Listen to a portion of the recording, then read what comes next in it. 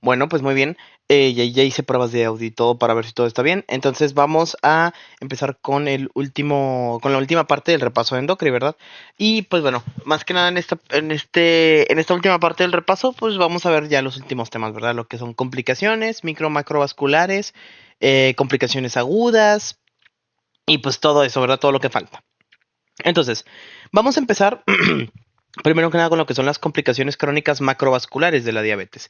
Pero primero hay que definir un poquito, ¿cómo que complicaciones macrovasculares de la diabetes? Bueno, como saben, las complicaciones las podemos dividir, ¿verdad? Vamos a ver aquí una pequeña hojita.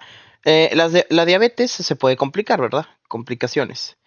Y estas complicaciones, primero que nada, las podemos dividir en dos tipos. Las podemos dividir en las crónicas, o bueno, mejor, primero en las agudas y después en las crónicas, ¿verdad? Esa es la división más fundamental. Ahora, las crónicas se pueden subdividir. Podemos tener complicaciones crónicas macrovasculares, que son las que vamos a ver ahorita, y las microvasculares, que es la que vamos a ver a continuación. Esa sería a grandes rasgos como el esquema de las complicaciones de la diabetes. En el caso de las macrovasculares, ¿cuáles son las complicaciones que vamos a tener? Pues son complicaciones principalmente pues a grandes rasgos, ¿verdad? Y es principalmente por ateromas o por aterosclerosis. Por aterosclerosis. Eso es lo principal. Y en las microvasculares, pues vamos a tener tres principales complicaciones, ¿verdad? Que es la nefropatía diabética, la neuropatía y pues la retinopatía. Esas son las complicaciones microvasculares, ¿verdad? Y si hablamos ahora de las complicaciones agudas, pues ahora sí que tenemos también tres. Tendríamos tres complicaciones, que sería la cetoacidosis diabética.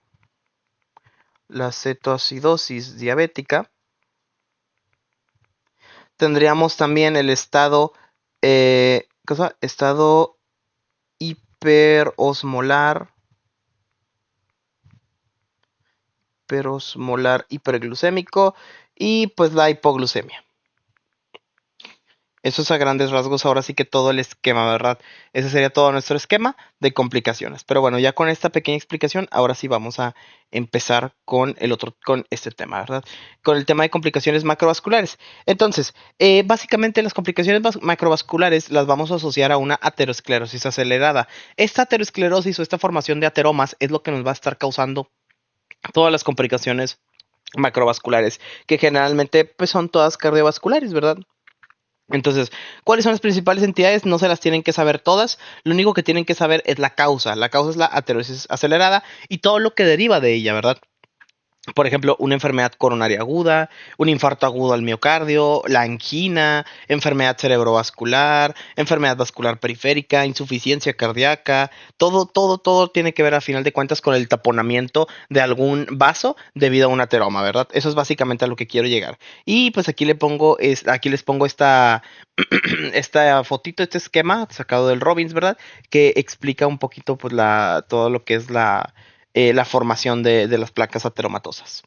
Ok, entonces, bueno, vamos a ver ahora factores de riesgo para tener una complicación macrovascular de diabetes mellitus, ¿verdad? Y como ya les había mencionado en anteriores temas, tenemos tenemos factores de riesgo modificables y no modificables. Los modificables, pues son bastantes, ¿verdad? El tabaquismo, las dislipidemias, tanto el LDL alto como el HDL bajo, la hipertensión arterial de base, la obesidad y el sobrepeso, la dieta, factores trombogénicos, sí, como por ejemplo el sedentarismo, la falta de ejercicio, la albuminuria, entre otras. Y las no modificables, estas son bastante importantes. Lo que viene siendo la historia personal de enfermedad cerebrovascular, la historia familiar de evento cerebrovascular o infarto agudo al miocardio, madre, perdón, mayor de 55 años y padre mayor de 65, el género, la raza y la edad, ¿verdad? Esos son los factores de riesgo. Ahora, el cálculo de que haya alguna complicación macrovascular se hace a través de diferentes escalas. Todas estas, ¿verdad? Son muchísimas escalas, pero realmente aquí lo único importante es que sepan cuál es una de esas escalas, que es la escala de Framingham. La escala de Framingham es la más utilizada y pues ya, nada más eso. Y a ver, luego, en el video se mencionaba muy a grandes rasgos esto, sin embargo, investigué un poquito más a fondo y pues les hice este cuadro. Ay, ya pegué el iPad, perdón. Entonces, yo les hice este cuadrito, ¿verdad? Donde viene todo lo que es la prevención general. Ojo, todo esto son medidas preventivas y es un ABCDE, ¿verdad? Es un ABCDE que aquí se los puse por colores y cada letra significa algo. Por ejemplo, la A del ABCDE es de antiagregación o de aspirina. A final de cuentas, la aspirina es un medicamento, bueno, el ácido acetilsalicílico es un medicamento que sirve para la antiagregación. Y pues bueno, se usa más que nada como prevención secundaria para evitar algún evento cerebrovascular previamente establecido. Y también pues tiene beneficios cardiovasculares, ¿verdad? Acuérdense nada más la dosis de ácido acetilsalicílico para antiagregación es de 75 a 162 miligramos al día. Se venden creo que pastillitas de ácido acetilsalicílico, bueno, la presentación de 100 miligramos, entonces con eso es más que suficiente. Y también si hay alergia a esto, pues se puede usar el clopidogrel. Y nada más que sepan eso. Y ya. La presión arterial sería la B o blood pressure, sería la B. La meta, ya la sabemos, es abajo de 130 sobre 80 miligramos milímetros, perdón, de mercurio, pero si no queremos ser tan estrictos, puede ser abajo de 140-90, ¿verdad? 140-90 milímetros de mercurio. La primera línea para tratarlo, ya sabemos cuáles son los YECAS, y en caso de presentar efectos adversos como la tos seca, que es propia de los YECAS, pues se pasarían a usar los ARA2. ¿Y qué más? También se pueden combinar, bueno, sabemos que las tiacidas o los ARA2 se pueden combinar con otros medicamentos que son las tiacidas. ¿Por qué? Porque las tiacidas a final de cuentas son diuréticos y al ser diuréticos disminuyen la volemia y pueden disminuir la volemia de más o menos unos 10 milímetros, digo, perdón, unos 5 milímetros de mercurio, ¿verdad? Entonces también por eso se suelen usar las tiacidas. También se pueden usar se pueden usar otros fármacos como los bloqueadores de canales de calcio dihidropirimídicos, como lo podría ser el amlodipino, el nifodipino, el nimodipino, todos esos, ¿verdad? El colesterol, bueno, el colesterol sabemos que la meta, bueno, aquí lo puse que es menor a 70, pero ojo, la meta será solo menor a 70 si es que el paciente tiene riesgo cardiovascular. Tiene riesgo cardiovascular, pero realmente la meta normal, así para cualquier paciente, tiene que ser menor de 100 miligramos sobre decilitro. Y bueno, aquí se agrega que en casos súper de alto riesgo, menor a 55, pero pues bueno, eso bueno, ahí lo dejo. También, para el tratamiento, lo menciono medio rápido porque igual vamos a ir profundizando en cada una de estas, pero bueno, para el tratamiento del colesterol se usan las estatinas, ya las conocemos, y bueno, se pueden dar en alta o en baja intensidad. En alta intensidad, tanto en alta como en baja intensidad, se pueden usar las mismas, ¿verdad? Que es la atorvastatina, que es la que todos conocemos, o se puede dar rosuvastatina, que pues también, bueno, de hecho de todas las estatinas, la rosuvastatina es la que se prefiere. Y dependiendo de la gravedad, es la dosis que se va a dar. Por ejemplo, en alta intensidad, en dosis de alta intensidad, se puede dar atorvastatina o rosuvastatina de 80 o de 100 miligramos, ¿verdad? O en dosis de baja intensidad se puede dar 20 miligramos. También, cuando hablamos de un tratamiento con estatinas, ay, perdón, estatinas a baja intensidad, a baja intensidad, se pueden dar otras estatinas, ¿verdad? Como las que ya conocemos, como por ejemplo la lovastatina, la simvastatina y todas esas estatinas que no son tan eficaces, también se pueden dar. También se puede, bueno, si no se alcanzan las metas, se puede agregar ezetimibe, aunque nos mencionaban en clase que el ezetimibe realmente es más un gasto innecesario porque no está probado que tenga tantos beneficios. Y en casos de súper alto riesgo, inhibidores del PCSK9. Ahora, la D, que es de diabetes, involucra el control glucémico, ¿verdad? Que esto ya lo hablamos en su momento en la clase de antidiabéticos orales, ¿verdad? Establecimos la meta, que es una meta menor al 7%, y pues se puede usar de preferencia, bueno, de primera línea se usa la metformina, ¿verdad? La metformina es el tratamiento número uno para la diabetes y dependiendo de las necesidades que tenga el paciente se pueden agregar, por ejemplo, inhibidores del SGLT2, agonistas del GLP-1, entre otros medicamentos, ¿verdad?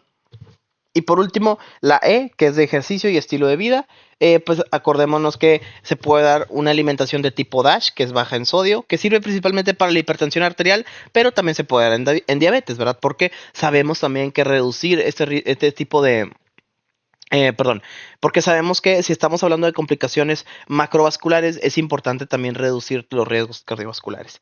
Una pérdida de peso del 5 al 10%, más de 150, bueno, mayor o igual a 150 minutos de ejercicio a la semana.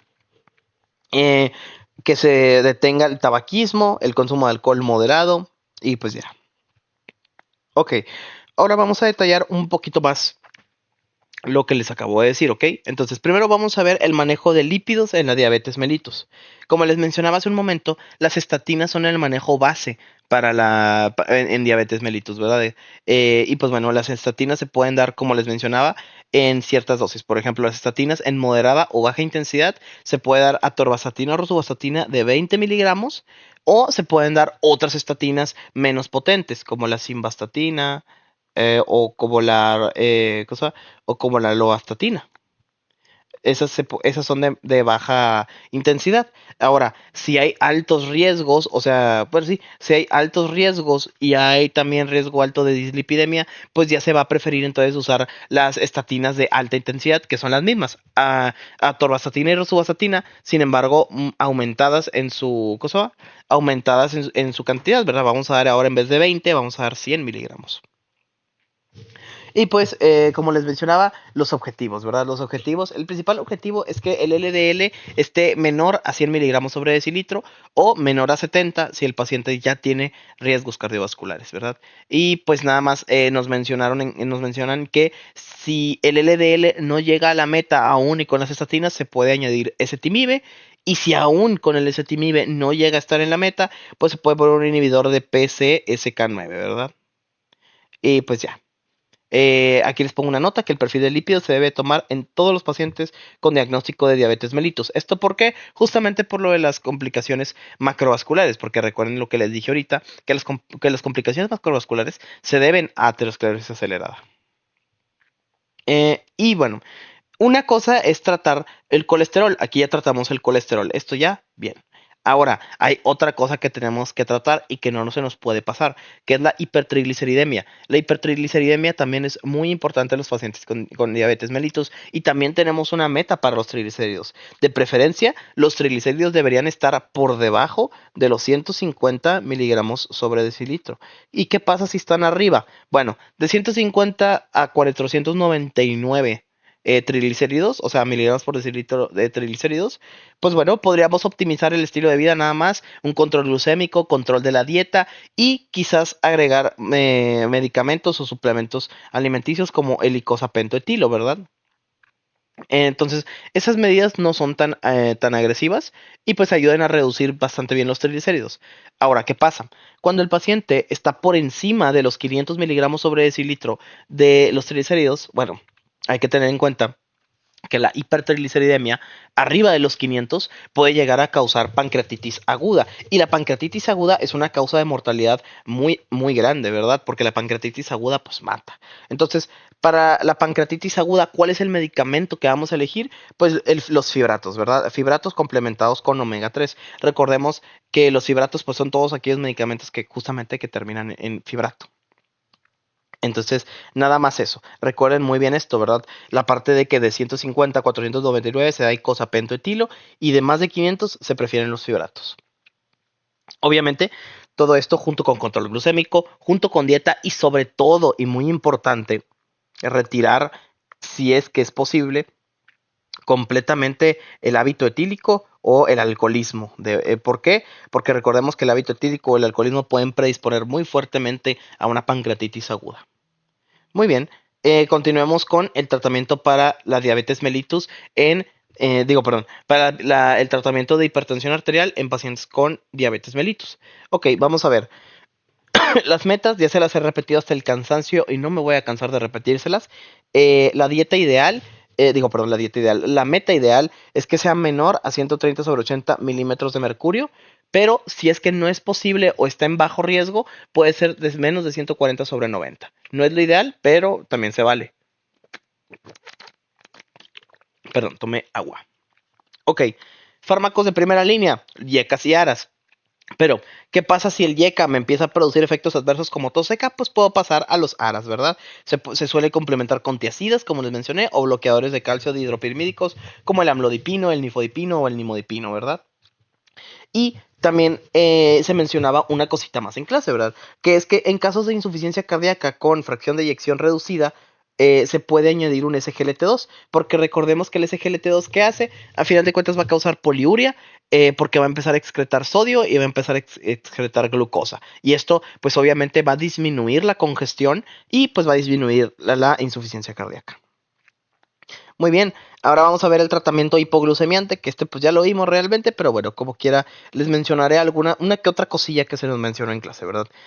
Bueno, como saben, en diabetes mellitus tenemos diferentes medicamentos. El tratamiento de elección es la metformina, recuérdenlo bien y recuerden sus dosis. Recuerden que la dosis de la metformina puede ir para tratar, ojo, la diabetes mellitus, puede ir desde los 850 hasta los 2550 miligramos. Esto para tratamiento, y para prevención se pueden dar 500 miligramos de metformina. Pero bueno, ahora sí, los ISGLT2, como la empaglifosina, la dapaglifosina y la canaglifosina, sirven bastante para lo que es la cosa, sirven bastante para lo que es la cosa, para tratar la diabetes y también prevenir las complicaciones macrovasculares, ¿verdad? Bastante, porque recordemos que yo les mencioné que los ISGLT2 tienen efecto cardioprotector. Y de los que nos mencionaban en clase, nos mencionaban estos tres, haciendo especial hincapié en que la empaglifosina es especialmente buena y que la dapaglifosina ya no lo es tanto. También, en riesgos cardiovasculares se ha probado que los GLP-1 pueden prevenir las enfermedades bueno, la nemotecnia de enfermedades MACE. ¿Cuáles son estas enfermedades? Pues el infarto, el ictus y la muerte cerebrovascular. Y bueno, nada más, pues sería eso, aparte de lo de las metas, ¿verdad? Menor al 7%. Y pues una dieta menos estricta, pues hasta el 8% es lo máximo que se tolera. Por último, la antiagregación y la anticoagulación, pues tendríamos principalmente, pues prevenir, ¿verdad? Con ácido acetil salicílico, ya les mencionaba yo, que pues por ejemplo se pueden vender presentaciones de 100 miligramos, ¿verdad? Y es suficiente para que sea una dosis, que sea una dosis antiplaquetaria, ¿verdad? Nada más eso, y se usa como prevención secundaria, ojo, no es prevención primaria, porque realmente el evento cerebrovascular pues se considera prevención secundaria. Y pues nada más que bueno, si el paciente tiene alergia a los salicilatos, pues se puede dar clopidogrel. Y pues ya. Y pues ya, yo creo que, bueno, no, me falta una cosa. Ah, bueno, la enfermedad arterial periférica y el pie diabético. También, muy importante, el pie diabético. Creo que ya, creo que, bueno, no sé si hayan visto ya alguno en sus guardias, pero pues sí, es una complicación bastante, o bueno, es una complicación bastante grave de lo que es la diabetes mellitus. Y pues aquí más que nada vamos a ver lo que es el diagnóstico y su manejo, ¿verdad? Primero que nada, el diagnóstico lo vamos a hacer principalmente, es clínico, principalmente si hay claudicación, si hay dolor en reposo y principalmente observar si hay presencia de úlceras o pulso pedio disminuido.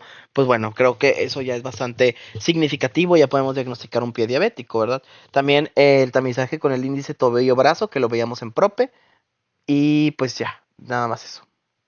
El manejo, pues primero que nada, ejercicio supervisado, dejar de fumar, estatinas para evitar la aterosclerosis y antiagregación, también para evitar la formación de trombos y que empeoren el cuadro.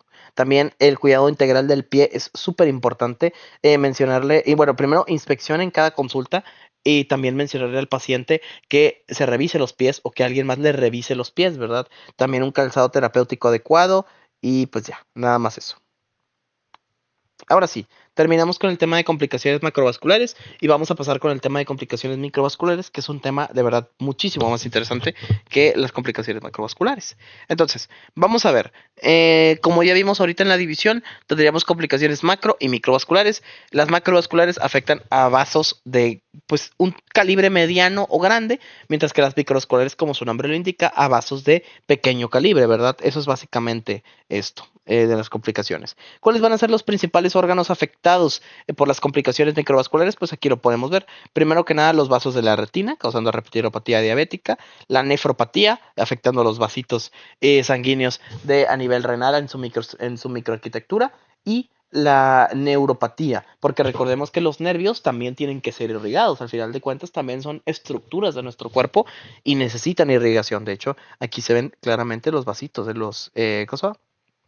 Los vasitos, ¿verdad? Del nervio que se llaman vaso nervorum o algo así se llamaban, si no mal no recuerdo. Pero bueno, el resultado de estas complicaciones microvasculares se debe principalmente a un estado hiperglucémico crónico mal controlado. Eh, y pues ya, básicamente eso, ¿ok? Entonces déjenme nada más. ¿Quién está marcando? No, uy, no, que yo creo que esto es estafa, eh. Pero bueno, pero bueno, empecemos. Entonces, ¿cuál es la fisiopatología común que van a compartir todas las complicaciones microvasculares? Pues bueno, hay algunas cuantas y es importante conocerlas. Primero que nada, la hiperglucemia va a favorecer la producción de la formación de productos finales de glicación, y esto va a producir daños a proteínas estructurales y a receptores. También se va a activar la proteína sinasa C, y esto va a incrementar la permeabilidad vascular. O sea, nosotros tenemos un vasito sanguíneo así normal, y cuando se activa la proteína sinasa C, lo que va a pasar es que los vasitos van a empezar a formar así espacios entre ellos, y eso va a generar disfunción endotelial. También un aumento crónico de la glucemia va a promover, ¿cómo se llama? Va a promover una vía que es la vía de los polioles. La vía de los polioles, bueno, lo principal que va a producir es el sorbitol. El sorbitol va a causar estrés osmótico, ya que es un elemento sumamente osmótico, y el sorbitol de hecho se acumula frecuentemente en la retina y es el principal causante de la retinopatía diabética. También pues tendríamos el estrés oxidativo y la respuesta inflamatoria crónica. Y pues ya, esos serían básicamente los efectos fisiopatológicos que vamos a tener. Importante que los conozcan, ¿ok? Especialmente esta, la vía de los polioles. ¿Ok? Clasificación general. ¿Qué tendríamos en la clasificación general? Pues las tres enfermedades o las tres complicaciones que se van a presentar ahora sí que en el paciente diabético crónico, ¿verdad? Vamos a presentar primero que nada la retinopatía, donde va a haber microneurismas, hemorragias y exudados. La nefropatía, que se va a presentar, bueno, ahorita vamos a ver esto de las manifestaciones iniciales. Y la neuropatía, ¿verdad? Que se va a presentar con parestesias y pérdidas sensitivas, entre otras muchas cosas, pero insisto, no me quiero adelantar, ¿verdad? Lo quiero explicar todo a su momento porque cada una es muy, muy importante. Ok, pues vamos a empezar entonces con la retinopatía diabética, ¿ok? La retinopatía diabética, entonces, como les comento, es una enfermedad microvascular que se caracteriza por la pérdida de la agudeza visual, ¿verdad? De hecho, es la principal causa de ceguera prevenible en los adultos. ¿Por qué prevenible? Porque a final de cuentas, la glucemia elevada es un factor de riesgo modificable. Si se sigue un tratamiento o un estilo de vida adecuado, esto se puede modificar y evitar estas complicaciones. Y pues bueno, la fisiopatología, pues bueno, yo ahorita les comentaba algunos mecanismos, pero específicamente aquí, como les digo, de hecho aquí se ve bastante, la vía de los polioles es la que va a tener más relevancia, ¿verdad? Va a acumular sorbitol y ese sorbitol es el que puede causar diferentes reacciones de oxidación. Y pues bueno, a ver, luego, clasificación. La retinopatía diabética, de hecho aquí les puse una fotito, se puede clasificar de dos formas, en una no proliferativa y en una proliferativa. En la no proliferativa vamos a tener presencia de exudados duros o algodonosos, con vasos brillosos en forma de hilo de cobre. Eso es en la no proliferativa. En la proliferativa va a haber neovascularización, o sea, formación de nuevos vasitos. Estos vasitos generalmente van a estar anómalos y van a tener aneurismas que después, posteriormente, pueden llegar a explotar, generar hemorragia vítrea y pues después cicatrizarse y generar desprendimiento de la retina. Entonces, pues sí, esas son como las características de ambas retinopatías. Otras causas que tenemos Tendríamos el edema macular, la hemorragia vítrica, que es por consecuencia de la neovascularización, el glaucoma, que es el aumento de la presión intraocular debido a un aumento en la cantidad de sorbitol, y pues la catarata diabética, que igual es por el sorbitol. Y también por la opacidad del cristalino, ¿verdad? Y por último tendríamos la iritis recurrente. Esta iritis recurrente es una inflamación, pero es de origen autoinmune, entonces se asocia mucho más a la diabetes tipo 1. Factores de riesgo, obviamente la glucemia mal controlada nos va a predisponer muchísimo a que haya una retinopatía diabética, una diabetes de larga duración, que a final de cuentas pues va muy de la mano con una glucemia mal controlada. La hipertensión la hipertensión también puede ser un factor de riesgo bastante grande. ¿Por qué? Principalmente debido al bajito calibre que se manejan los vasos del ojo, ¿verdad? Al ser vasos de muy poco calibre, estos pueden tender pues a tronar, ¿verdad? La nefropatía y pues el embarazo, porque el embarazo también predispone a presiones elevadas y también puede predisponer incluso a diabetes. Entonces, volvemos a lo mismo. Aquí les pongo una fotito un poco mejor sobre la retinopatía diabética, en donde podemos apreciar un poquito más las diferencias. Primero que nada, tendríamos en la no proliferativa, aquí podemos ver los exudados duros, que son algodonosos, y las microhemorragias. Mientras que en la proliferativa también podemos observar exudados. eh, Podemos observar también una vascularización anormal y pues hemorragias, ¿verdad? Aparte de que también observamos aneurismas y pues ya, nada más eso. ¿Cómo se va a diagnosticar esto? Realmente nosotros, o los médicos de primer contacto no tratan de primera mano la retinopatía diabética, nada más la diagnostican y la refieren a oftalmo, ellos son los que se encargan. Entonces el diagnóstico, primero que nada, se hace con un fondo de ojo anual desde el diagnóstico. Esto aplica para la diabetes mellitus tipo 2, ¿ok? Cuando una persona tiene diabetes mellitus tipo 2, se hace el diagnóstico y se tiene que hacer cada año un examen de fondo de ojo o a los 5 años tras el inicio si es el diabetes mellitus tipo 1. Y déjenme nomás, creo que aquí hay algo con lo que quiero complementar esto. Denme un segundo para buscar esa imagen. Y... ¿dónde está? A ver, por aquí la habían pasado en el grupo. Aquí está, aquí está. Bueno, esta imagen, a ver si se las agrego. No, pero bueno, pues básicamente también clasifica los diferentes tipos de retinopatía diabética en moderada, grave o severa. Y pues menciona en si se tiene que dirigir o no y cuándo se tiene que enviar a oftalmo o cuándo se tiene que hacer el examen de fondo de ojo, ¿verdad? Por ejemplo, en una cosa va, en una retinopatía diabética no proliferativa leve, se puede realizar, y esto, si quieren, apúntenlo, de hecho, aquí se los voy a ir apuntando. Ahí voy. Ahí mero. No, muy chiquito. Ahí mero. Entonces, por ejemplo, en una retinopatía no proliferativa leve, se puede hacer la realización al año, ¿verdad? Como les mencioné. Se puede realizar exploración o fondo de ojo anual. Fondo anual. Si esta es moderada, si esta es moderada, se puede realizar cada 6 meses el fondo de ojo. Si esta es severa, se realiza pues igual. Espérenme, moderada cada 6 meses. Ah, no, si esta es severa, ya se tiene que referir con oftalmo. Referir a oftalmo. Entonces, así estaría más o menos el protocolo en la no proliferativa.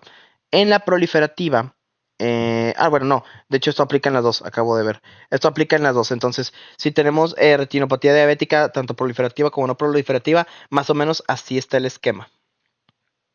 Leve, fondo anual, moderada cada 6 meses y severa ya se refiere a oftalmo, porque si no, pues se puede complicar. ¿Ok? Listo. Muy bien. ¿Qué más? Ok, ahora el tratamiento, que insisto, el tratamiento pues no lo damos nosotros, pero pero pues el oftalmo sí lo da y pues se tiene que conocer, ¿verdad? Cuáles son las posibilidades de tratamiento. Primero que nada, vámonos por orden.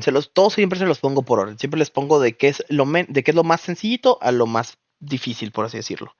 Primero que nada, el control glucémico. Eso es lo primero que tenemos que checar, ¿verdad? El control glucémico tiene que ser, lo tenemos siempre que mantener muy bien para evitar justamente complicaciones macrovasculares, evitar hipertensión y de esta forma que no entren en retinopatía diabética, ¿verdad?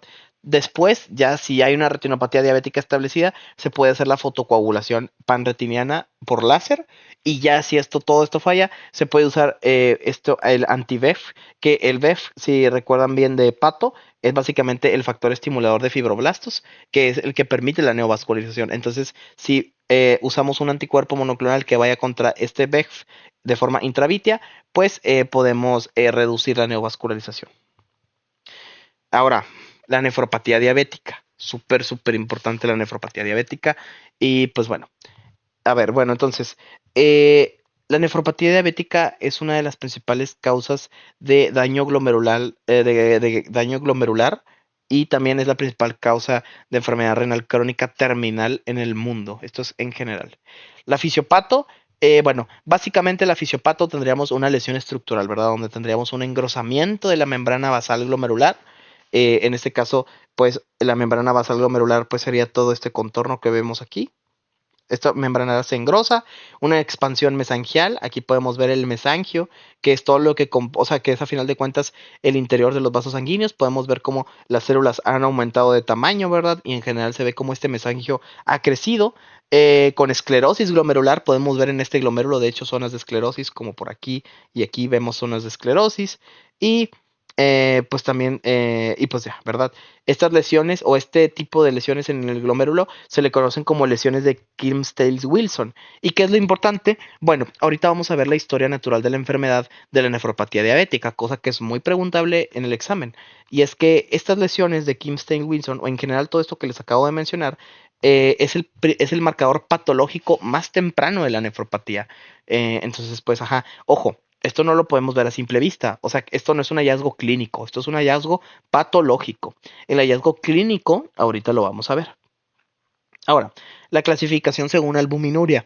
Esto, la albuminuria, específicamente la microalbuminuria, sí es el marcador clínico más temprano de la nefropatía. Eso también súper importante. ¿Cómo vamos bueno, primero que nada, la albuminuria, ¿qué destaca aparte de la nefropatía? Bueno, o sea, señala nefropatía, sí, pero ¿qué tiene que ver la albúmina o la creatinina? Porque también se ve.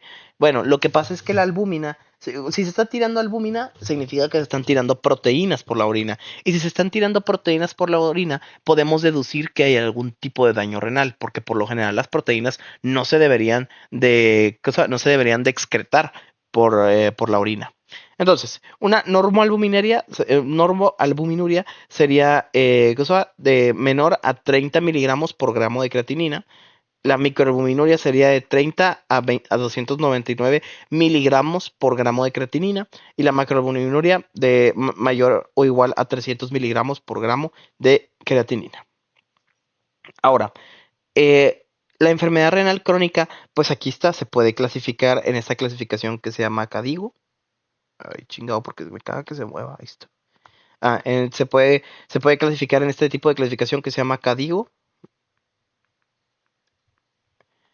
Y pues bueno, aquí tendríamos principalmente los estadios de la insuficiencia renal crónica, ¿verdad?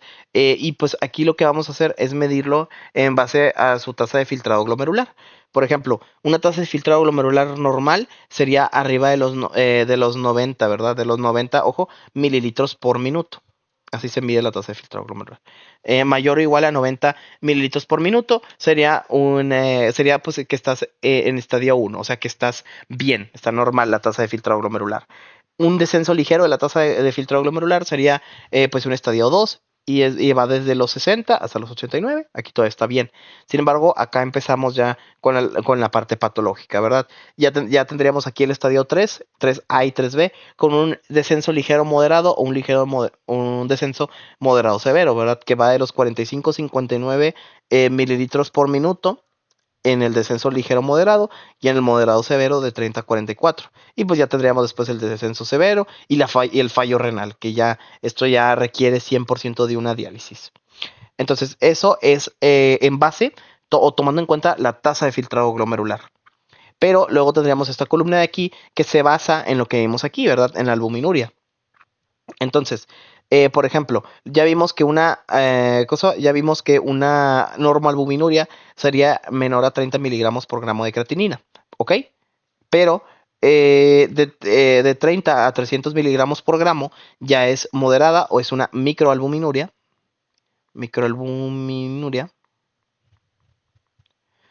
y, y arriba de 300 pues ya tendríamos una macroalbuminuria, ¿verdad? Entonces habría que considerar cómo está, cómo está el paciente para ya clasificarlo aquí, ¿verdad? Pero realmente aquí lo que más nos importa es saber el estadio y pues la albuminuria por separado. Este cuadrito, la verdad, no tanto. Ahora, factores de riesgo, pues que hay un mal control glucémico. Sabemos que hay un mal control glucémico siempre nos va a predisponer a diferentes complicaciones. La hiperlipidemia también. La hipertensión también, porque recordemos que el riñón es un órgano sumamente sensible a la bulimia, el origen étnico y el tabaquismo. El diagnóstico, ¿cómo se va a realizar? Pues el diagnóstico se va a realizar con un índice albumina-creatinina, que ese es el, por así decirlo, este es lo mejor para medir, que es esto que está aquí, ¿verdad? Y pues también medir la tasa de filtrado glomerular, ¿verdad? La tasa de filtrado glomerular nosotros la medimos de una forma específica, con una forma específica que se llama CKD-EPI. Esto lo dijeron en clase, entonces pues aquí se los menciono. Ahora, datito que vimos en Pato C, por si no lo recuerdan. En Pato C nosotros veíamos que una alternativa o una confirmación para la prueba de la creatinina, pues podríamos usar la cistatina o la cistatina C. Son más que nada como alternativa o como confirmación nada más.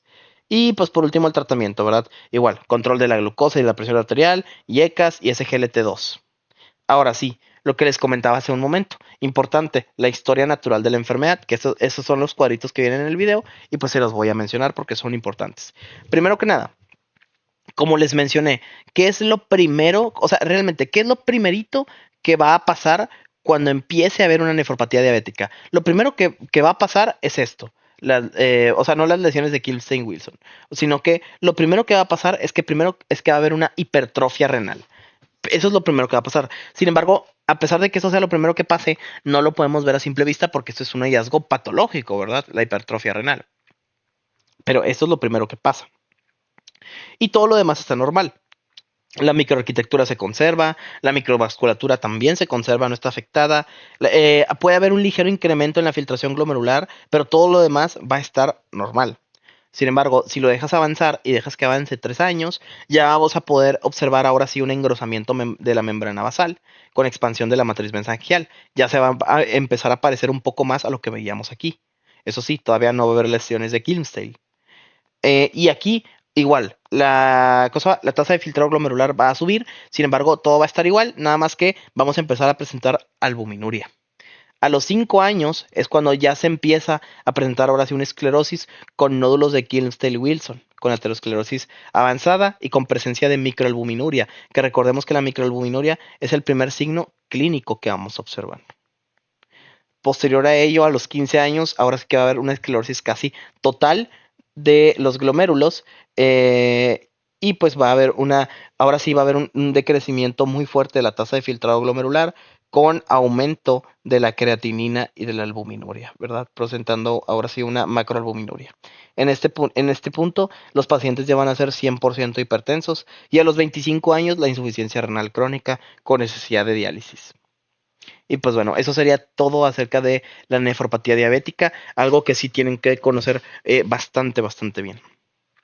Por último, con este tema, vamos a ver lo que es ahora la neuropatía diabética, ¿verdad? La neuropatía diabética, pues básicamente aquí lo que va a haber, insisto, es una cosa, aquí lo que va a pasar va a ser que va a haber una disminución en el flujo sanguíneo perdón, una disminución del flujo sanguíneo a los nervios. Aquí pueden ver el nervio de un vasito, digo, perdón, el vaso de un nervio que se llaman vaso nervorum, y estos vasitos van hacia el nervio y pues le dan irrigación, ¿verdad? Porque al final de cuentas también requieren irrigación, pero debido a las isquemias, a las microangiopatías, al estrés oxidativo, al acúmulo de sorbitol, entre muchas otras cosas, pues estos vasitos van a empezar a morir o se pueden ocluir y pues el nervio va a empezar a dejar de recibir su aporte de sangre, su aporte de oxígeno y también va a empezar a morir.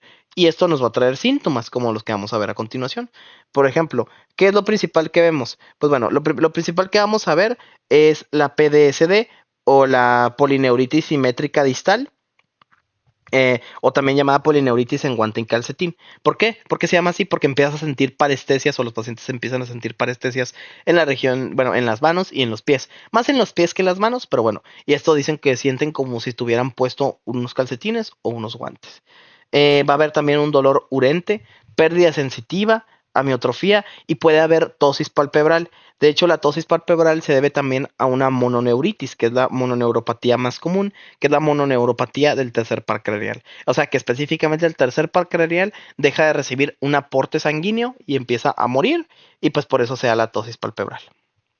Y también, así como tenemos una polineuropatía simétrica distal, también tenemos una neuropatía autónoma que afecta ya no los nervios, pues ahora sí que somáticos, sino que los nervios que forman parte del sistema nervioso autónomo, causando, por ejemplo, hipotensión ortostática, porque hay que recordar que, por ejemplo, en el caso del corazón, también está inervado, entonces también requiere de estos impulsos nerviosos, gastroparesias, disfunción sexual, que todo eso está mediado por el parasimpático, sudoración gustativa, disfunción de la vejiga, edemas, entre muchas otras cosas.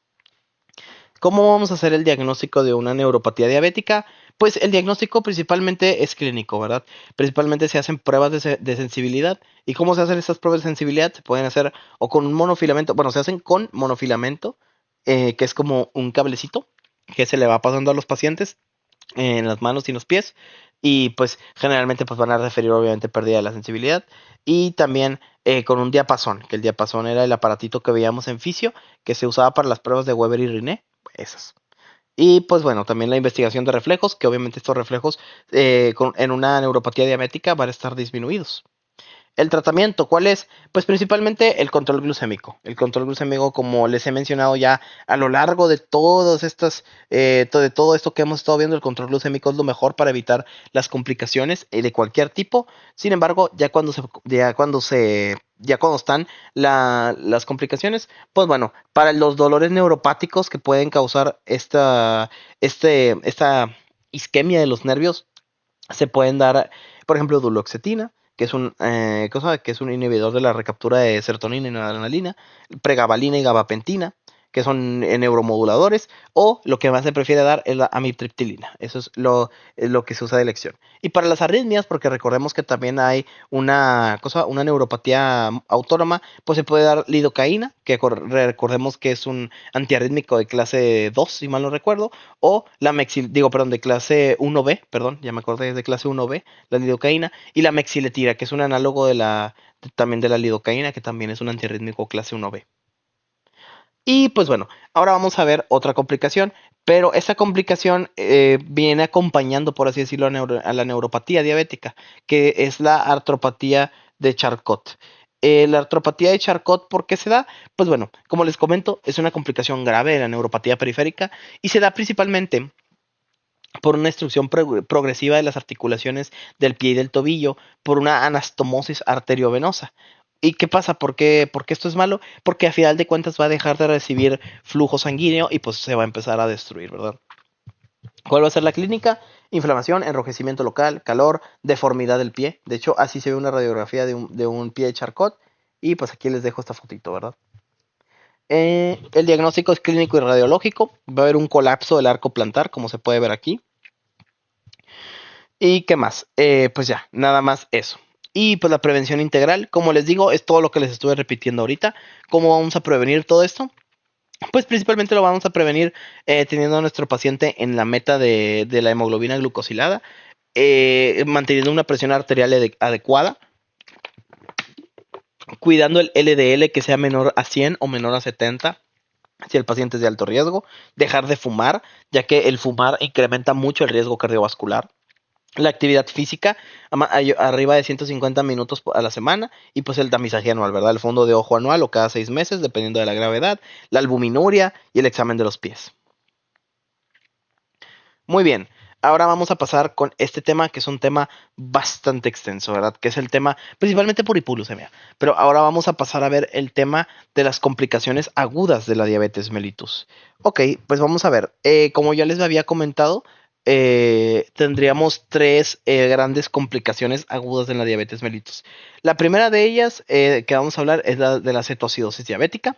Esta es más común en pacientes con diabetes mellitus tipo 2 y generalmente ocurre debido al déficit severo de insulina. Luego, también tendríamos el estado hiperglucémico hiperosmolar, que no es igual, bueno, se parece mucho a la cetoacidosis diabética, sin embargo, no son iguales, ¿verdad? De hecho, son bastante diferentes en algunos casos, y este se da principalmente en pacientes con diabetes mellitus tipo 2. Y por último, la hipoglucemia, ¿verdad? Que la hipoglucemia es una disminución de la cantidad de glucosa en la sangre y puede traer consigo diversas alteraciones.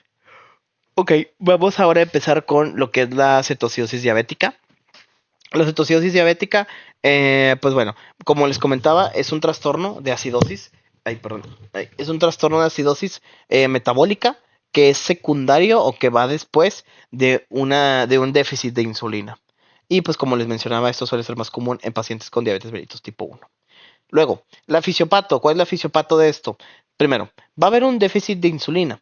Este déficit de insulina, más aparte, un aumento en las hormonas contrarreguladoras de la insulina, que cuáles son, bueno, eso sí es importante que se las sepan. Hormonas contrarreguladoras de la insulina son el glucagón, el cortisol, las catecolaminas y la GH.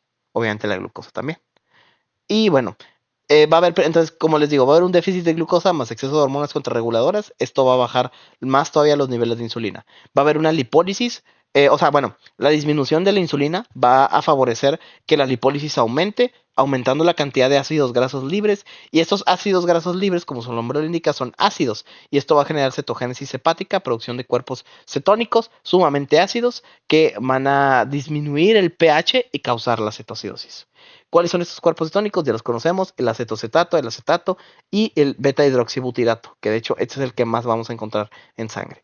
Esto va a producir una acidosis metabólica con anión GAP elevado. Acordémonos de la mnemotecnia de Kussmaul, que esta mnemotecnia era para todos los que eran acidosis metabólicas con anión GAP elevado. Y pues nada más eso, ¿verdad? Solo eso. Ahora, ¿qué factores pueden precipitar o pueden predisponer a que el paciente entre en un estado de cetoacidosis? Recordemos que para entrar en un estado de cetoacidosis se ocupa un estado de déficit de insulina. Entonces, ¿qué me puede producir este déficit? Pues, por ejemplo, las infecciones, ¿verdad? Las infecciones van a requerir que se estén secretando grandes cantidades de insulina. Entonces, las infecciones como las neumonías, las IBU, que es lo que más lo causa, van a causar esto. También la suspensión de la insulina, obviamente, si el paciente está en tratamiento con insulina y la suspende, pues obviamente va a traer consigo esta complicación aguda. El infarto agudo del miocardio o la pancreatitis también lo pueden causar. Y fármacos como glucocorticoides, tiazidas y SGLT2 pueden causar que haya esta disminución de la insulina. Aquí les enseño cómo podrían estar más o menos los estudios de laboratorio en un paciente que tenga cetoacidosis. Los valores de glucosa pueden ir desde los 250 hasta los 600. ¿Cómo me caga que pasa esto? A ver, ahí está. De los 250 a los 600. em, las cetonas van a estar positivas. El pH arterial, pues obviamente va a estar disminuido. Y el aleón GAP, pues va a estar elevado, ¿verdad? Ahora, el cuadro clínico. El cuadro clínico va a ser un cuadro clínico típico de diabetes, ¿verdad? Polidipsia, poliuria y polifagia con pérdida de peso, náuseas, vómitos, dolor abdominal. Esto ahora sí es propio por la cetoacidosis. Y el hallazgo más característico, vamos a tener la respiración de Kussmaul con aliento cetónico o con aliento afrutado. Afrutado. ¿Cómo es la respiración de Kussmaul? Es esta que le estoy poniendo aquí. Son periodos de hipopnea con hiperpnea, o sea, respira poquito, respira mucho. También va a haber alteración del estado mental debido a la alta osmolaridad que se va a manejar con omnibulación mental. ¿Qué da omnibulación? Básicamente que el paciente esté semiconsciente y que responda solo a estímulos dolorosos. Eso es la omnibulación. Complicaciones. ¿Qué complicaciones puede haber? Puede haber edema cerebral, síndrome de distrés respiratorio por la respiración de Kussmaul y enfermedad renal crónica.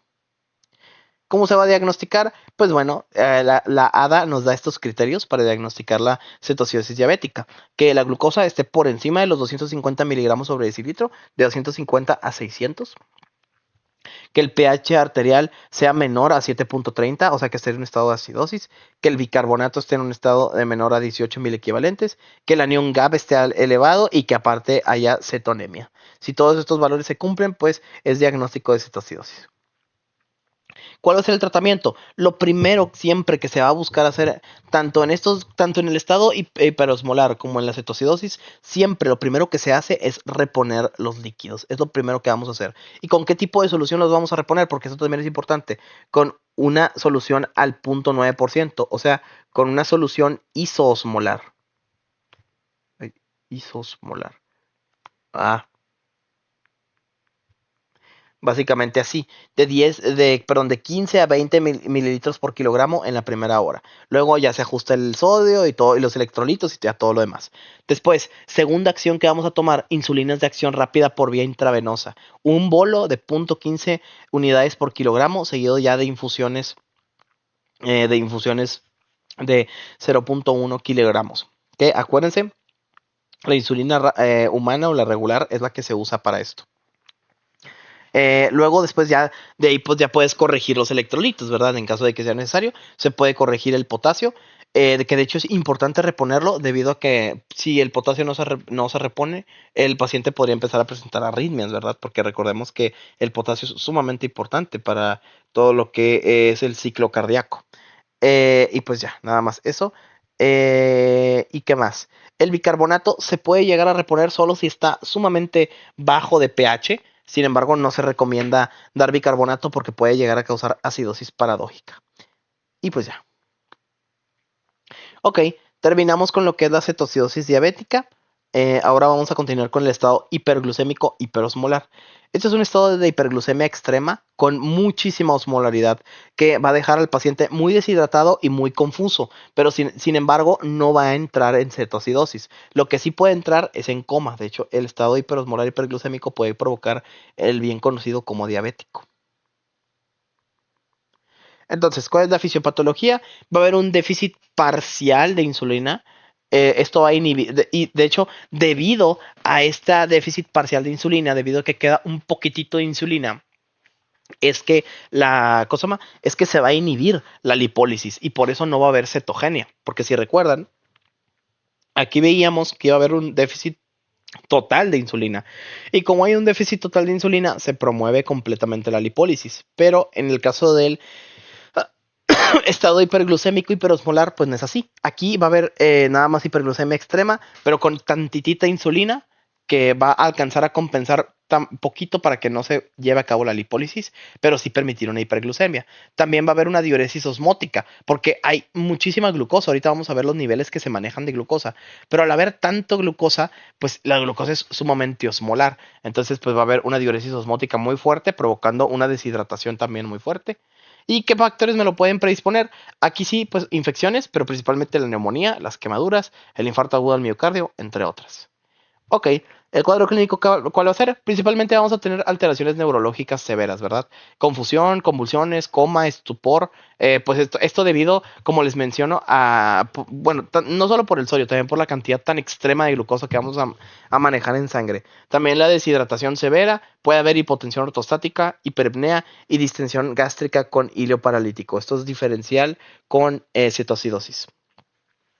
El diagnóstico, ¿cómo lo vamos a hacer? Pues igualmente, aquí la ADA nos da criterios. ¿Qué criterios nos da la ADA? Que la glucosa esté por encima de los 600 miligramos sobre decilitro, o sea, que esté sumamente aumentada. Una osmolalidad efectiva arriba de los 300 miliosmoles por kilogramo. Un pH de 7.30, que aquí está relativamente normal. Un bicarbonato arriba de 18 y ausencia o cetonemia leve. Eso es lo que dice la ADA. Ahora, el tratamiento. El tratamiento, a diferencia de la cetoacidosis, el tratamiento aquí nomás vamos a hacer una sola cosa. Vamos a rehidratar. Vamos a buscar rehidratar con soluciones, con una solución hipotónica. ¿Por qué una solución hipotónica? Porque osmolaridad ya aquí ya nos sobra. Tenemos muchísima osmolaridad, demasiada glucosa, demasiado sodio, entonces no ocupamos darle nada, o sea, nada osmolar, al contrario, algo hiposmolar, para buscar también de esa forma controlar los niveles de osmolaridad y revertir el cuadro clínico. Y pues ya, eso sería ahora sí que todo del estado hiperglucémico hiperosmolar. Este está mucho más cortito que la cetoacidosis. Y pues bueno, vamos a continuar con la hipoglucemia, que como pueden ver es bastante larguita. Entonces, la hipoglucemia. ¿Cómo vamos a definir la hipoglucemia? Bueno, pues la definición bioquímica básica de la hipoglucemia es una glucosa plasmática menor a 70 miligramos sobre decilitro. Acuérdense que lo normal es de 80 a 100. Ay, que fue 8. De 80 a 100. Con o sin síntomas. La definición funcional sería que los niveles de glucosa sérico bajan, causando disfunción neurológica asociada a síntomas adrenérgicos, debido, insisto, a las hormonas contrarreguladoras. Los síntomas, pues van a, bueno, primero que nada, esta tablita que está aquí. Esta tablita la pusieron en el video y pues yo aquí se las puse, ¿verdad? Habla básicamente de los diferentes niveles de hipoglucemia. Tenemos tres niveles. Primero que nada, el nivel uno de hipoglucemia nos habla que hay un valor de alerta. O sea, hay 70 miligramos digo, perdón, 70 miligramos sobre decilitro de glucosa o menos. Y esto, aunque sea poquito, es una pequeña cantidad de hipoglucemia y aún así, bueno, como quiera se puede tratar con carbohidratos de acción rápida, de hecho. Ahorita vamos a ver con qué tipo de carbohidratos. Y pues nada más ajustar la dosis para reducir la glucosa. Después, una hipoglucemia de nivel 2 que ya es clínicamente significativa, sería una hipoglucemia que esté por debajo de los 54 miligramos sobre decilitro, ¿verdad? Y pues esto ya es una hipoglucemia grave y clínicamente relevante. Ya quizá ocuparíamos más que unos cuantos dulcitos para curarla. Y luego una hipoglucemia severa que ya es de nivel 3 es sin umbral de glucosa específico, o sea, por abajo de los 40, ¿verdad? O de los 50. Esto es una hipoglucemia asociada con deterioro cognitivo muy grave que requiere asistencia externa para la recuperación y que se requiere pues, o dextrosa, o sea, glucosa, o glucagón intramuscular para poderse reponer. Ahora sí, vamos a ver los síntomas. Los adrenérgicos, que insisto, todos estos síntomas adrenérgicos y de todo este tipo se van a dar principalmente por la presencia de hormonas contrarreguladoras. Los síntomas van a ser temblor, palpitaciones, ansiedad y sudoración. Y también va a haber confusión, convulsiones y coma. Hay una triada que se usa para, de hecho también es la triada del insulinoma, que es la triada de Whipple. Esta triada se utiliza principalmente para el diagnóstico de la hipoglucemia. eh, y pues sí, nada más eso. ¿Cuál es la triada de Whipple? Que haya signos y síntomas de hipoglucemia, que son los que ya les acabo de mencionar, que se corrobore con glucometría y que la glucosa sea menor a 70 miligramos sobre decilitro y que haya resolución de los síntomas después de haber ingerido o glucosa oral o después de haber inyectado dextrosa o glucagón vía intramuscular o intravenosa. Luego, síntomas según el nivel de glucosa, eso también es bien importante de 55 a 60 miligramos sobre decilitro, que aquí seguiría entrando en una tipo 1, los síntomas iniciales son adrenérgicos, sudoración, ansiedad, palpitaciones, hambre y temblor. Sin embargo, todavía no compromete el sistema nervioso central. A partir de que baja de los 50, que ya empieza a ser una tipo 2, ya empieza a haber una disfunción cognitiva, pero no tan grave. De 45 para abajo, que ya es una tipo 3, ya hay letargia y omnibulación hasta llegar al coma y las convulsiones. Y pues ya, esos son como ya un poquito más estratificados los síntomas de la hipoglucemia. Ahora, vamos a ver un fenómeno muy curioso que es el fenómeno Somogy. El fenómeno Somogy, como aquí se los menciono, es un episodio de hipoglucemia seguido de hiperglucemia de rebote. ¿Esto por qué pasa? Bueno, lo que pasa es que, bueno, aquí en este diagrama que les puse tendríamos a la insulina, que la insulina está pues en un rango normal, sin embargo la insulina baja y llega a un pico bajo a partir de las 3 de la mañana, ¿verdad? Entonces, cuando hay este pico bajo de insulina, las hormonas contrarreguladoras empiezan a actuar. ¿Y qué va a pasar? Debido a esta acción de hormonas contrarreguladoras, como ya les mencioné, las catecolaminas, la GH, el glucagón, entre otras, van a causar que haya una hiperglucemia matutina. Entonces el efecto Somogy es eso, una insulina, bueno, un periodo de, ay, ¿cómo se decía? Era una hipoglucemia nocturna seguido de una hiperglucemia matutina. Ese es el efecto Somogy.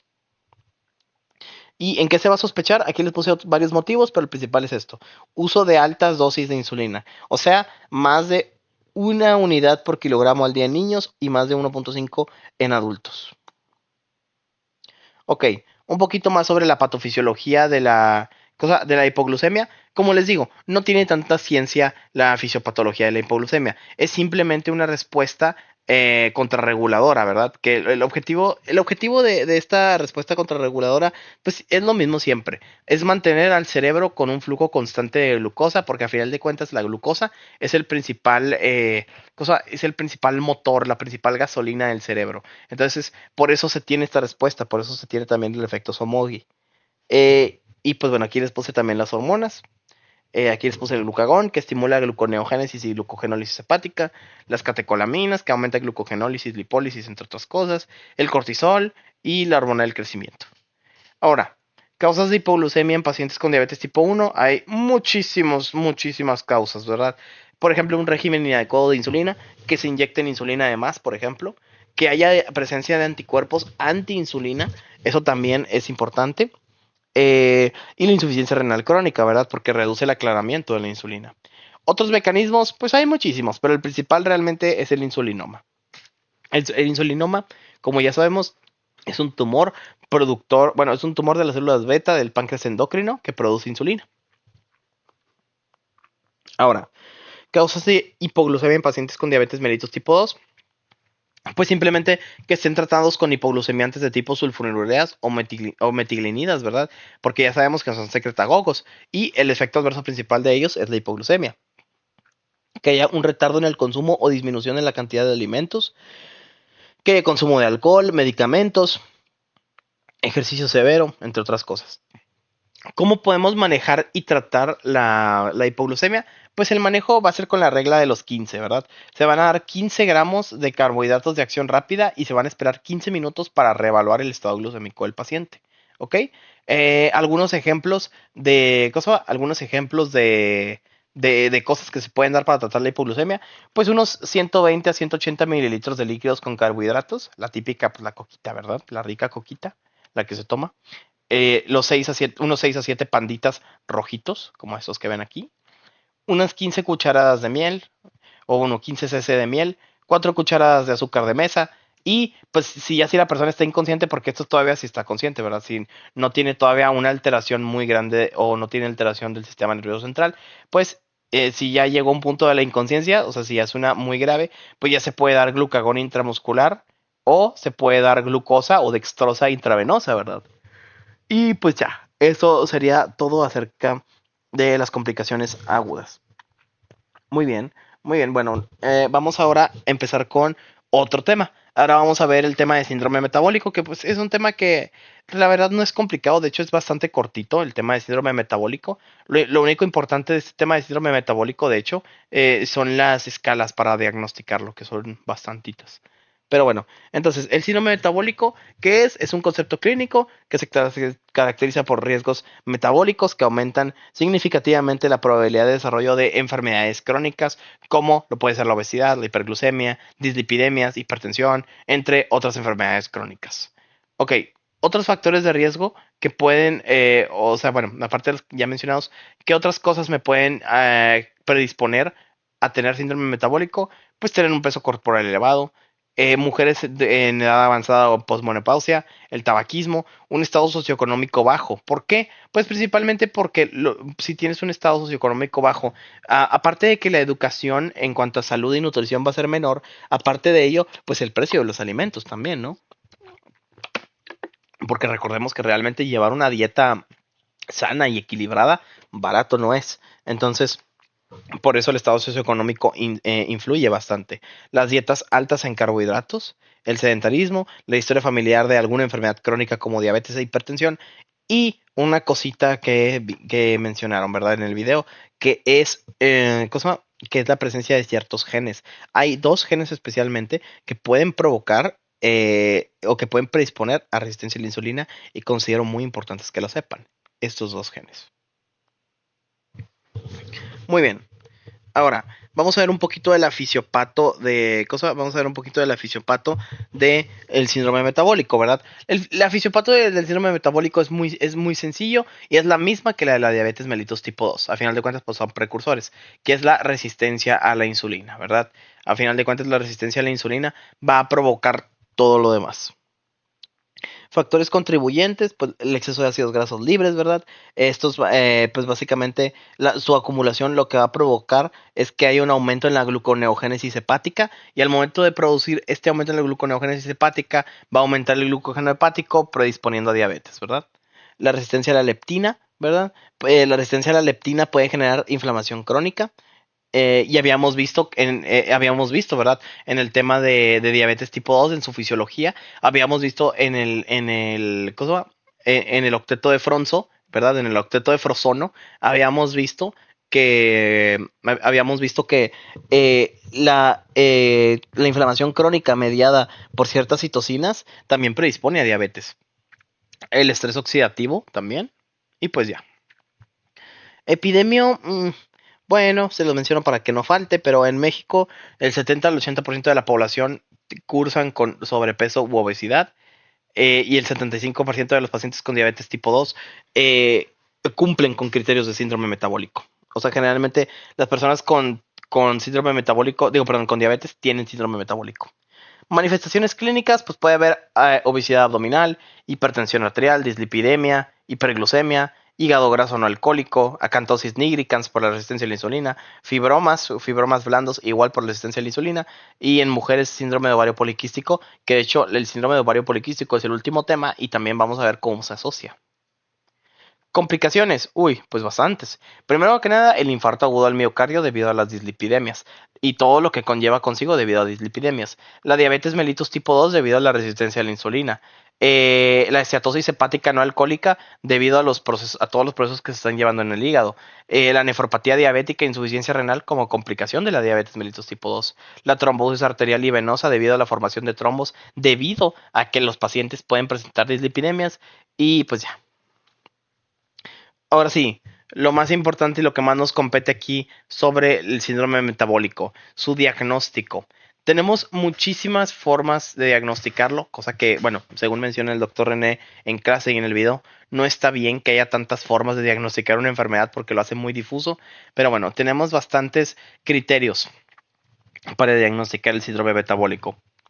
Tendríamos los criterios de ATP o el NCEP, y pues bueno, estos son los más usados. ¿Cómo van a estar estos? Pues bueno, el diagnóstico se va a presentar si el paciente posee más de tres de los siguientes criterios. Son cinco y tiene que poseer tres o más de tres. Primero la obesidad central, ¿verdad? Digo, perdón, la obesidad abdominal. Si el paciente tiene una circunferencia de cintura mayor a 112 en hombres y mayor a 88 en mujeres, ahí ya tiene un criterio. Si tiene triglicéridos arriba de 150 miligramos por decilitro, también es un criterio. HDL abajo de 40 en hombres y abajo de 50 en mujeres, otro criterio. Presión arterial arriba de 130/85 o en tratamiento, ojo, en tratamiento, también lo de los triglicéridos. Si ya está en tratamiento, se considera que es positivo ¿cómo se llama? Que tiene positivo el criterio. Glucosa en ayuna arriba de 100 miligramos sobre decilitro o en tratamiento también es criterio. Después, tendríamos a los del IDF, aunque los del IDF son bastante similares. Nada más aquí, obligatoriamente el paciente tiene que tener obesidad central y eso es importante que lo sepan. Entonces, en el IDF, perdón, en el ATP puede tener cualquier criterio, cualquiera de estos, pero mientras tenga tres, va a ser confirmatorio. En el IDF no, en el IDF 100% tienes que tener obesidad y alguno de los demás criterios. Si no, no vale. Y aquí les puse los criterios. Igual aquí vienen los criterios del IDF. De hecho, el IDF cambia, pero ahorita vamos a ver las diferencias. Luego, ¿qué más? Luego tendríamos los de la OMS y los del ACE, que aquí incluye pues, otros antecedentes que ahorita vamos a ver. Y por último, el del consenso del 2009. Este es un esquema igual de 3 de 5, ¿verdad? O sea, tienes que cumplir más de 3.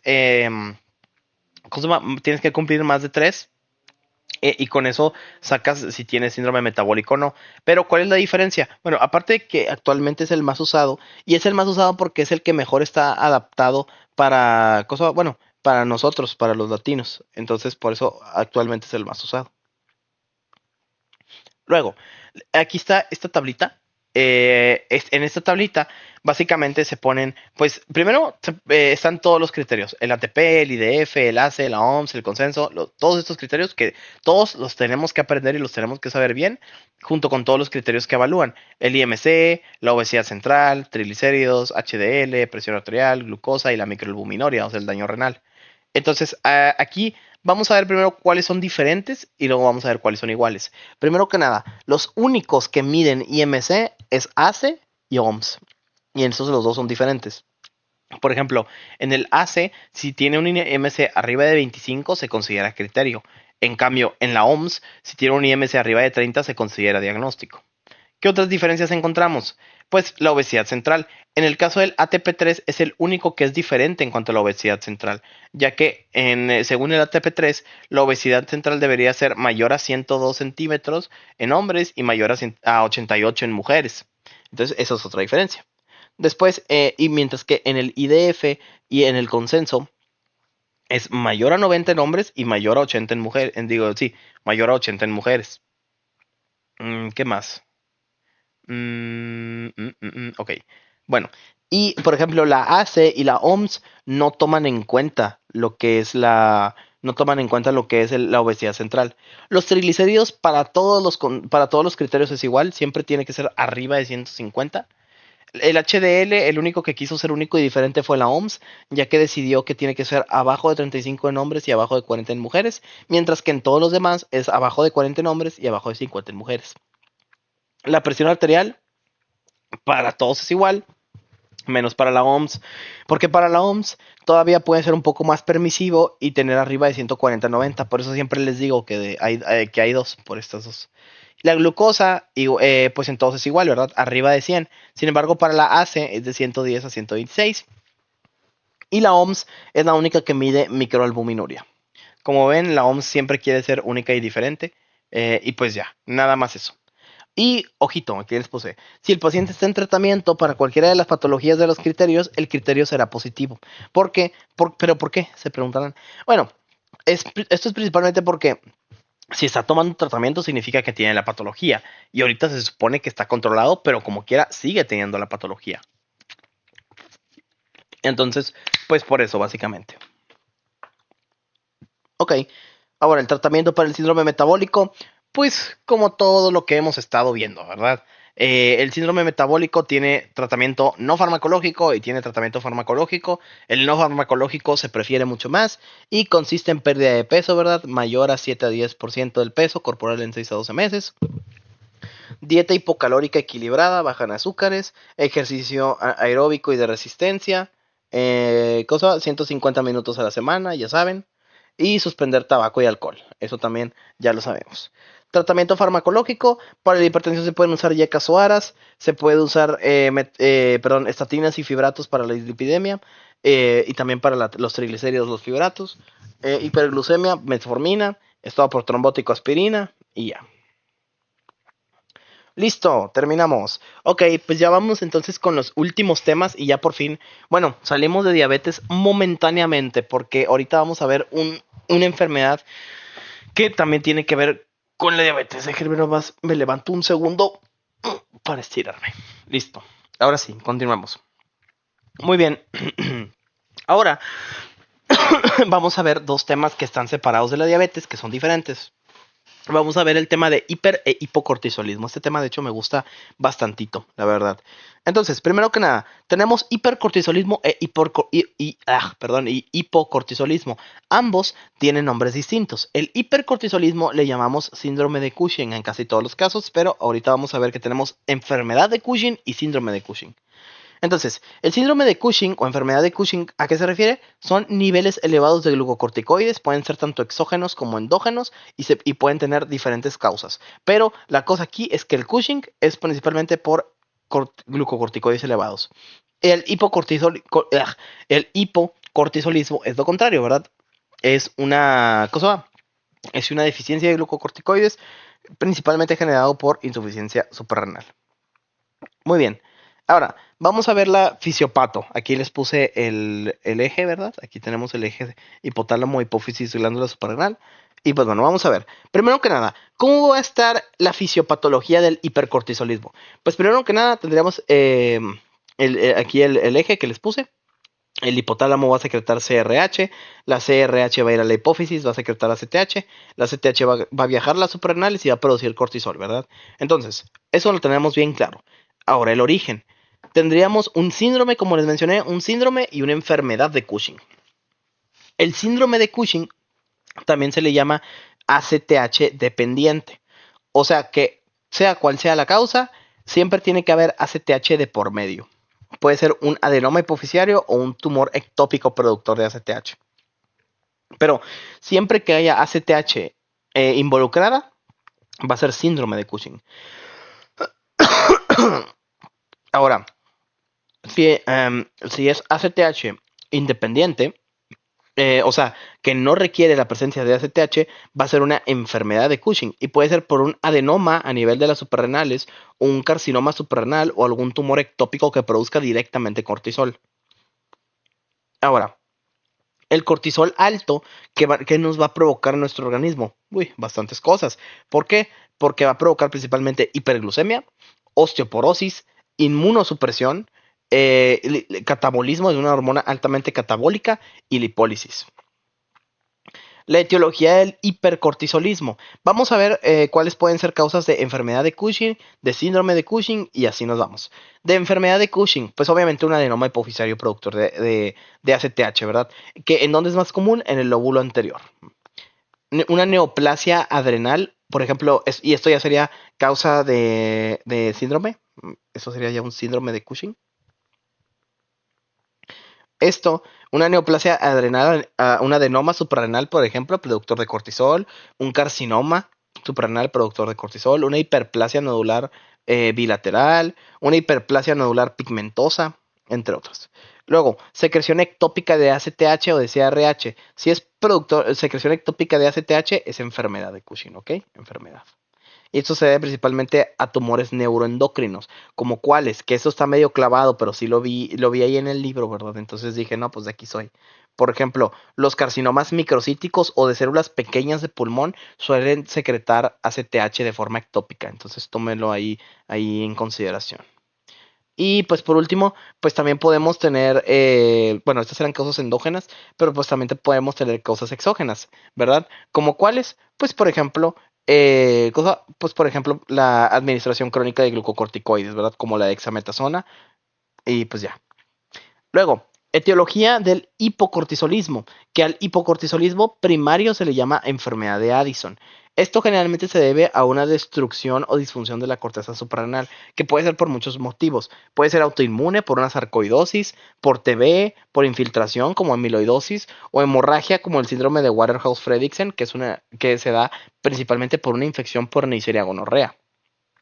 Ahora, secundario, un déficit de ACTH, por ejemplo, por una apoplejía en la hipófisis, ¿verdad? O por algún tumor que causa efecto de masa, cualquier cosa. O terciaria por un déficit de CRH, por una supresión prolongada por glucocorticoides exógenos. Esto también lo vi ahí en el libro, entonces chéquenlo. Ahora, el... ¿Qué más? Otras causas de hipocortisolismo, aquí se las puse, la adrenalitis autoinmune, que es una enfermedad autoinmune justamente por anticuerpos que van a atacar la glándula suprarrenal.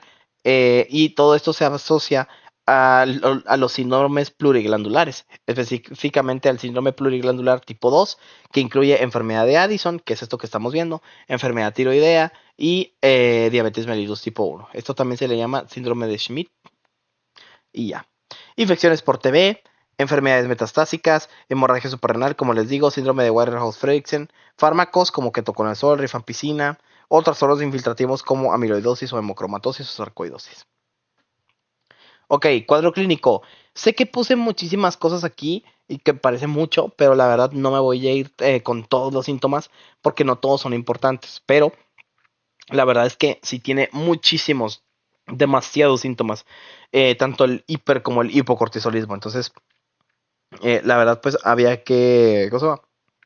Había que agregarlo, había que agregarlos todos. Entonces, pues bueno, la verdad no preferí agregarlos todos a quedarme corto de alguno y nada más subrayar los que son importantes. Nada más déjenme contesto un mensajito rápido. Ok. mm, ok. Qué problema. Qué problema verdaderamente. Pero bueno, ya. Ahorita lo resuelvo. Entonces. Bueno, la cosa es que vamos a tener los siguientes síntomas en un cuadro de hipercortisolismo. Primero que nada, la obesidad centrípeta o central, ¿verdad? Así, así. Obesidad central. Vamos a tener la jiba de búfalo, las facies en luna llena. También, y esto hablando de manifestaciones de las más generales que hay. Entonces, luego, ¿qué otras? Manifestaciones cutáneas, las estrías purpúricas que aquí se pueden ver de 1 centímetro de grosor. Puede haber también equimosis, acné y debido a la inmunosupresión puede haber infecciones picóticas. Mm, luego, manifestaciones cardiovasculares, puede haber hipertensión arterial, ensanchamiento mediastinal, entre otros. En las manifestaciones musculoesqueléticas tenemos varias. La principal, yo diría, la osteoporosis. Y debido a esta osteoporosis puede haber dolor lumbar bajo. Y también puede haber debilidad muscular y miopatía. Después, manifestaciones genitourinarias. Estas dos son tan importantes. Pero pues en el caso de las mujeres puede haber oligomenorrea y amenorrea, o sea, trastornos menstruales. Y en las manifestaciones metabólicas, pues la principal sería la hipocalemia. Pero pues como pueden ver aquí hay muchas otras. ¿Qué otro? Muy raro, pero puede haber manifestaciones psiquiátricas como la psicosis. Y ya, eso sería principalmente del cuadro del hipercortisolismo. Ahora, vamos a ver al hipocortisolismo o también llamado enfermedad de Addison. Tendríamos la hipopigmentación o el vitiligo, que es lo principal. Que se preguntarán, ¿por qué hay vitiligo o por qué hay hipopigmentación? Que de hecho, esto es lo más característico de esto. Y bueno, lo que pasa aquí es que la ACTH proviene, bueno, no sé si se acuerdan que yo les mencionaba en el primerito tema que tenemos una hormona llamada la POMC o la POMC o la transmelocortina, la POMC. Bueno, de esta hormona, de la POMC, provienen muchas otras hormonas. Dentro de las hormonas que vienen de aquí, tendríamos a la ACTH. ¿Ok? Entonces la ACTH proviene de aquí. Pero otra hormona que viene de aquí es otra que vimos que les dije que no le prestaban tanta atención, pero aquí es un poco relevante. Es la alfa MSH. Esa también proviene de aquí. Y la alfa MSH, por si no lo recuerdan, sí, es la hormona, la MSH es la hormona estimulante de melanocitos. Entonces, el exceso de ACTH y MSH van a provocar que haya un aumento de la síntesis de la melanina, ¿verdad? Eh, perdón. Entonces, esto puede producir una hiperpigmentación difusa pues en zonas expuestas, ¿verdad? Principalmente a sol, al pliegues, en la mucosa, por ejemplo, también en las cicatrices. Entonces, pero pues sí, eso es principalmente la razón por la que hay hipopigmentación, ¿verdad? Por esta estimulación digo, perdón, por esta falta de estimulación que hay, por eso ahí está hipopigmentación. Porque a final de cuentas también se está afectando a la POMC. Si se afecta a la POMC, se afecta a la ACTH y pues por consecuencia también se afecta la MSH y pues esto va a provocar la hipopigmentación. También pues vamos a tener secreción inadecuada de ADH, eh, provocando mucha diuresis. También vamos a tener esteatorrea y dolor abdominal crónico, porque recordemos que el cortisol a final de cuentas es la hormona del estrés y es la que promueve todo el movimiento. También puede haber eosinofilia, este es un dato hematológico bien raro que encontré y puede llegar a haber síntomas psiquiátricos, ¿verdad? ¿Y qué más? ¿Qué más? ¿Qué más? Y pues ya, yo creo que ya. Algo más que me falte. Bueno, aquí los estudios de laboratorio van a ser importantes porque aquí sí va a haber bastantes hallazgos, como hiponatremia, hipercalemia e hipercalcemia. Entonces va a haber, esto también va a provocar muchos otros efectos. De hecho, debido a eso es que hay tanta sintomatología tanto en el hiper como el hipocortisolismo. Pero bueno, mm, veamos. Ahora, vamos a otra parte que fíjense la diferencia para diagnosticar y confirmar lo que es el hiperhipocortisolismo y bueno, sí, esto es nada más hipercortisolismo y esto es todo hipocortisolismo. O sea, sí, hay mucha diferencia. Pero bueno, vamos a ver. Bueno, para el hipocortisolismo, digo, perdón, hipercortisolismo sí, tendríamos dos tipos de pruebas, las pruebas que son de detección y las pruebas que son ahora sí que de confirmación o diagnósticas. Primero que nada, vamos a empezar con las pruebas de detección, ¿ok? Las pruebas de detección, bueno, lo primero que nada es que se recomienda al menos tener dos pruebas anormales antes de querer hacer una prueba de confirmación. O sea, hay que hacer dos de estas, de alguna de estas pruebas que les voy a mencionar, y si y si las dos salen anormales, pues bueno, ahora sí se puede proceder a hacer una prueba de confirmación. Entonces, la primera es el cortisol plasmático basal, ¿verdad? Que un valor elevado puede sugerir hipercortisolismo, nada más que es poco específico porque hay muchísimas condiciones que nos van a modificar el cortisol. Recuerden que es la hormona del estrés y pues el humano está constantemente estresado, entonces rara vez va a ser muy específico. El ritmo circadiano del cortisol, la medición a la medianoche, porque recordemos que a estos niveles los niveles de cortisol están un poquito más bajos. Después, la prueba de supresión con 1 miligramo de dexametasona. De hecho, esta es la prueba más usada en tamizaje. De hecho, lo voy a poner aquí en rojo. Es la prueba más usada en tamizaje, ya que es altamente específica. A ver, ahí voy. Ahí está. Ok, entonces, ¿cómo se va a hacer? Se va a administrar 1 miligramo de dexametasona a las 11 de la noche y se va a medir el cortisol a las 8 de la mañana. Lo normal, digo, perdón, no lo normal, si hay una supresión menor a 1.8 gramos sobre decilitro, esto significa que hay una alteración. Entonces, eso es básicamente la prueba. Luego, también podemos medir el cortisol urinario sérico, ¿verdad? Esto hace referencia espérenme. Déjenme nomás, aquí me faltó anotar las unidades. No sé por qué se me fue la onda. Aquí son micro y micro. Ahí está. Entonces su presión menor a 1.8 microgramos sobre decilitro. Y aquí el cortisol urinario tiene que haber valores mayores de 50 a 100 microgramos por 24 horas y eso confirmaría que hay un exceso. Esta prueba es altamente sensible, mientras que esta es altamente específica. Ahora sí, si tenemos dos pruebas diagnósticas, como les mencioné, ahora sí podemos pasar a hacer pruebas diagnósticas como tal. Ahí voy. Pero entonces, sí. Entonces, ¿cómo va a estar? Las pruebas diagnósticas va a ser como les mencioné, van a ser de confirmación y de localización. O sea, ok, ya tenemos el tamiz, ya tenemos la sospecha muy fuerte de que tiene un hipercortisolismo, ahora vamos a confirmarlo. ¿Cuál es la prueba que tenemos para confirmarlo? Es igual, una supresión de dexametasona en dosis baja, que se parece mucho a la otra prueba, pero aquí se hace con 0.5 miligramos cada 6 horas por 48 horas. Si el cortisol no baja de 1.8 a 5 en microgramos por decilitro, entonces se confirma que hay un hipercortisolismo. Nada más déjenme aquí, pongo otra vez las unidades que las volví a no poner. ¿Por qué se me bajó el brillo?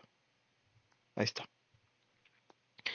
Ok, después de que ya lo hemos confirmado, tenemos ahora que localizar, o tenemos que localizarlo, ¿verdad? Tenemos que saber dónde está el hipercortisolismo, ¿verdad? O de, o de dónde viene este hipercortisolismo. Entonces, tendremos 4 pruebas que van a corresponder a diferentes zonas donde podría estar o de donde podría estar saliendo este cortisol. Primero, la supresión con dosis altas de dexametasona, ¿verdad? Otra prueba con dexametasona, suprimir con dosis altas. Ahora se va a suprimir con 2 miligramos cada 6 horas por 48 horas y ya. Si suprime más del 50%, o sea, bueno, sí, si se suprime más del 50%, probablemente sea una enfermedad de Cushing, o sea, probablemente esto venga de la hipófisis. Si suprime menos del 50%, generalmente podría ser ectópico o adrenal. Luego, la ACTH basal, o sea, los niveles de ACTH. Si esta es alta o normal, puede ser un origen dependiente de ACTH, o sea, en la hipófisis. Si es baja, el origen es adrenal. La prueba de supresión nocturna con 8 miligramos de dexametasona. Esta pues es útil nada más para confirmar que sea una enfermedad de Cushing o sea que sea de origen hipofisario. Y pues también podemos hacer una estimulación con CRH, que pues esto más que nada nos va a decir que si la ACTH es alta, si la ACTH y cortisol es alta, el origen es hipofisario. Y si no hay respuesta, es un origen ectópico. Por último, el hipocortisolismo, que estas son, nomás son 4 pruebas. Aquí sí no se la complicaron, aquí sí se la complicaron de más, la verdad. Pero bueno, sí les dije lo del... sí les dije ya. Ok, entonces, luego tendríamos el hipocortisolismo, que para este solo son 4 pruebitas chiquitas. La primera sería el cortisol matutino bajo. Si es un cortisol por abajo de 3 microgramos por decilitro, pues nos sugiere, ¿verdad? Nos sugiere que tenemos hipocortisolismo. Y si es mayor a 18, pues lo descarta. La ACTH, si es alta, es primario. O si es baja, es secundario, ¿verdad? Hablando de que si es alta, significa que está tratando de compensar. Y si es baja, significa que el problema está en las glándulas suprarrenales. Una prueba de estimulación con ACTH, que también se llama consintropina. Y en esta, pues va a haber ausencia de respuesta, ¿verdad? Obviamente. Y pues en electrolitos. Y pues ya, eso sería todo de las pruebas y de todo. Ahora, solamente nos faltaría ver el tratamiento.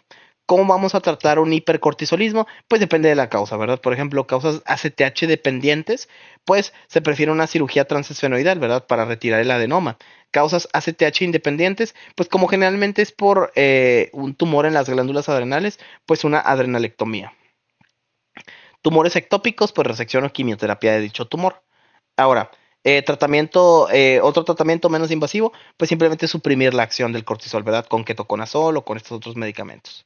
El hipocortisolismo, pues sería reponer glucocorticoides, ¿verdad? Se puede reponer con hidrocortisona, que es un análogo del cortisol, de 12 a 15 miligramos, o con prednisona, que es un poquito más fuerte y se usan 7.5 miligramos. Si es primario, se pueden dar también junto con mineralocorticoides como la fluorocortisona, y ya. Y ya, eso sería todo de este tema.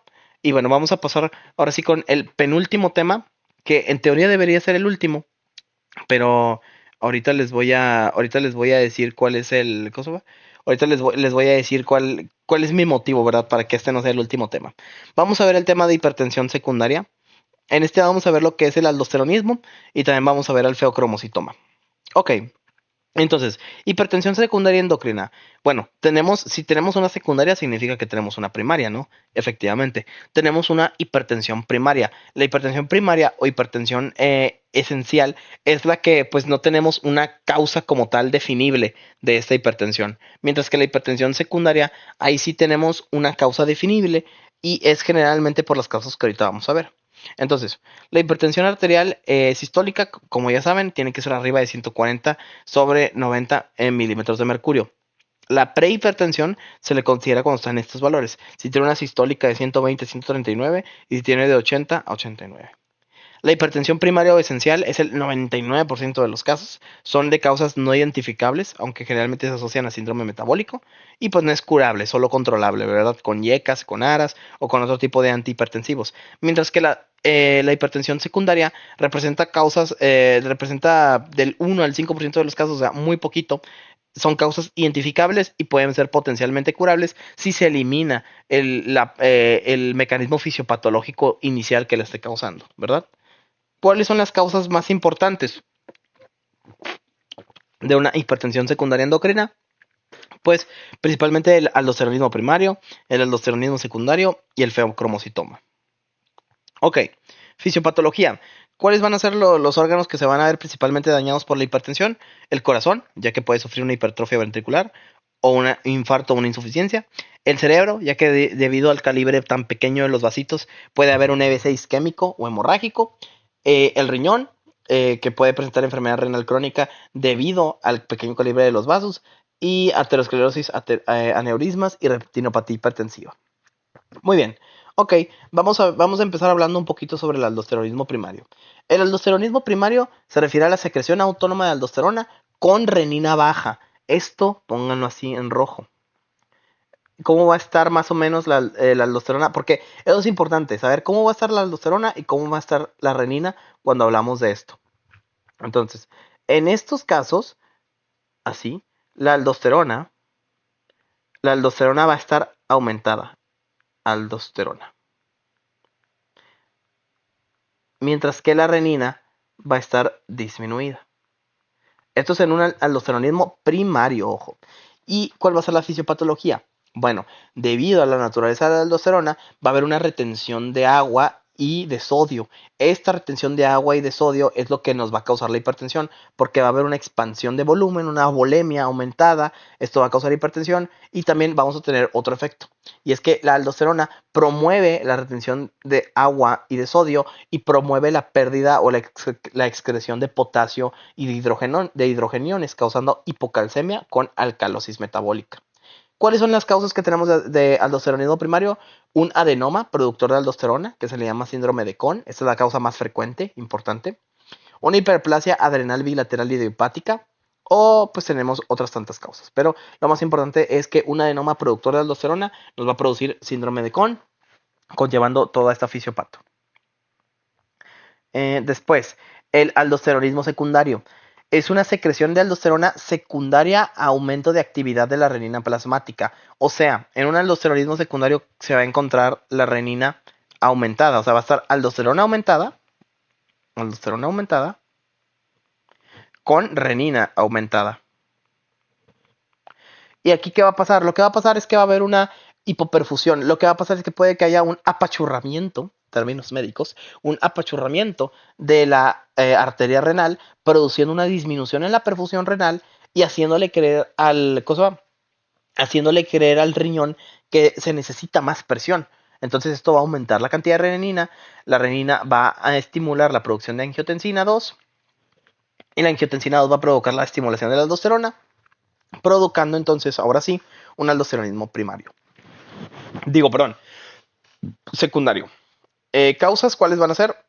Pues todas estas, ¿verdad? Insuficiencia cardíaca grave, chingado. Una insuficiencia cardíaca grave, una insuficiencia cardíaca grave, ahora sí, o congestiva, hipertensión portal, síndrome nefrótico, desnutrición grave, y yo le agregaría una estenosis de la arteria renal. Una estenosis de la arteria renal.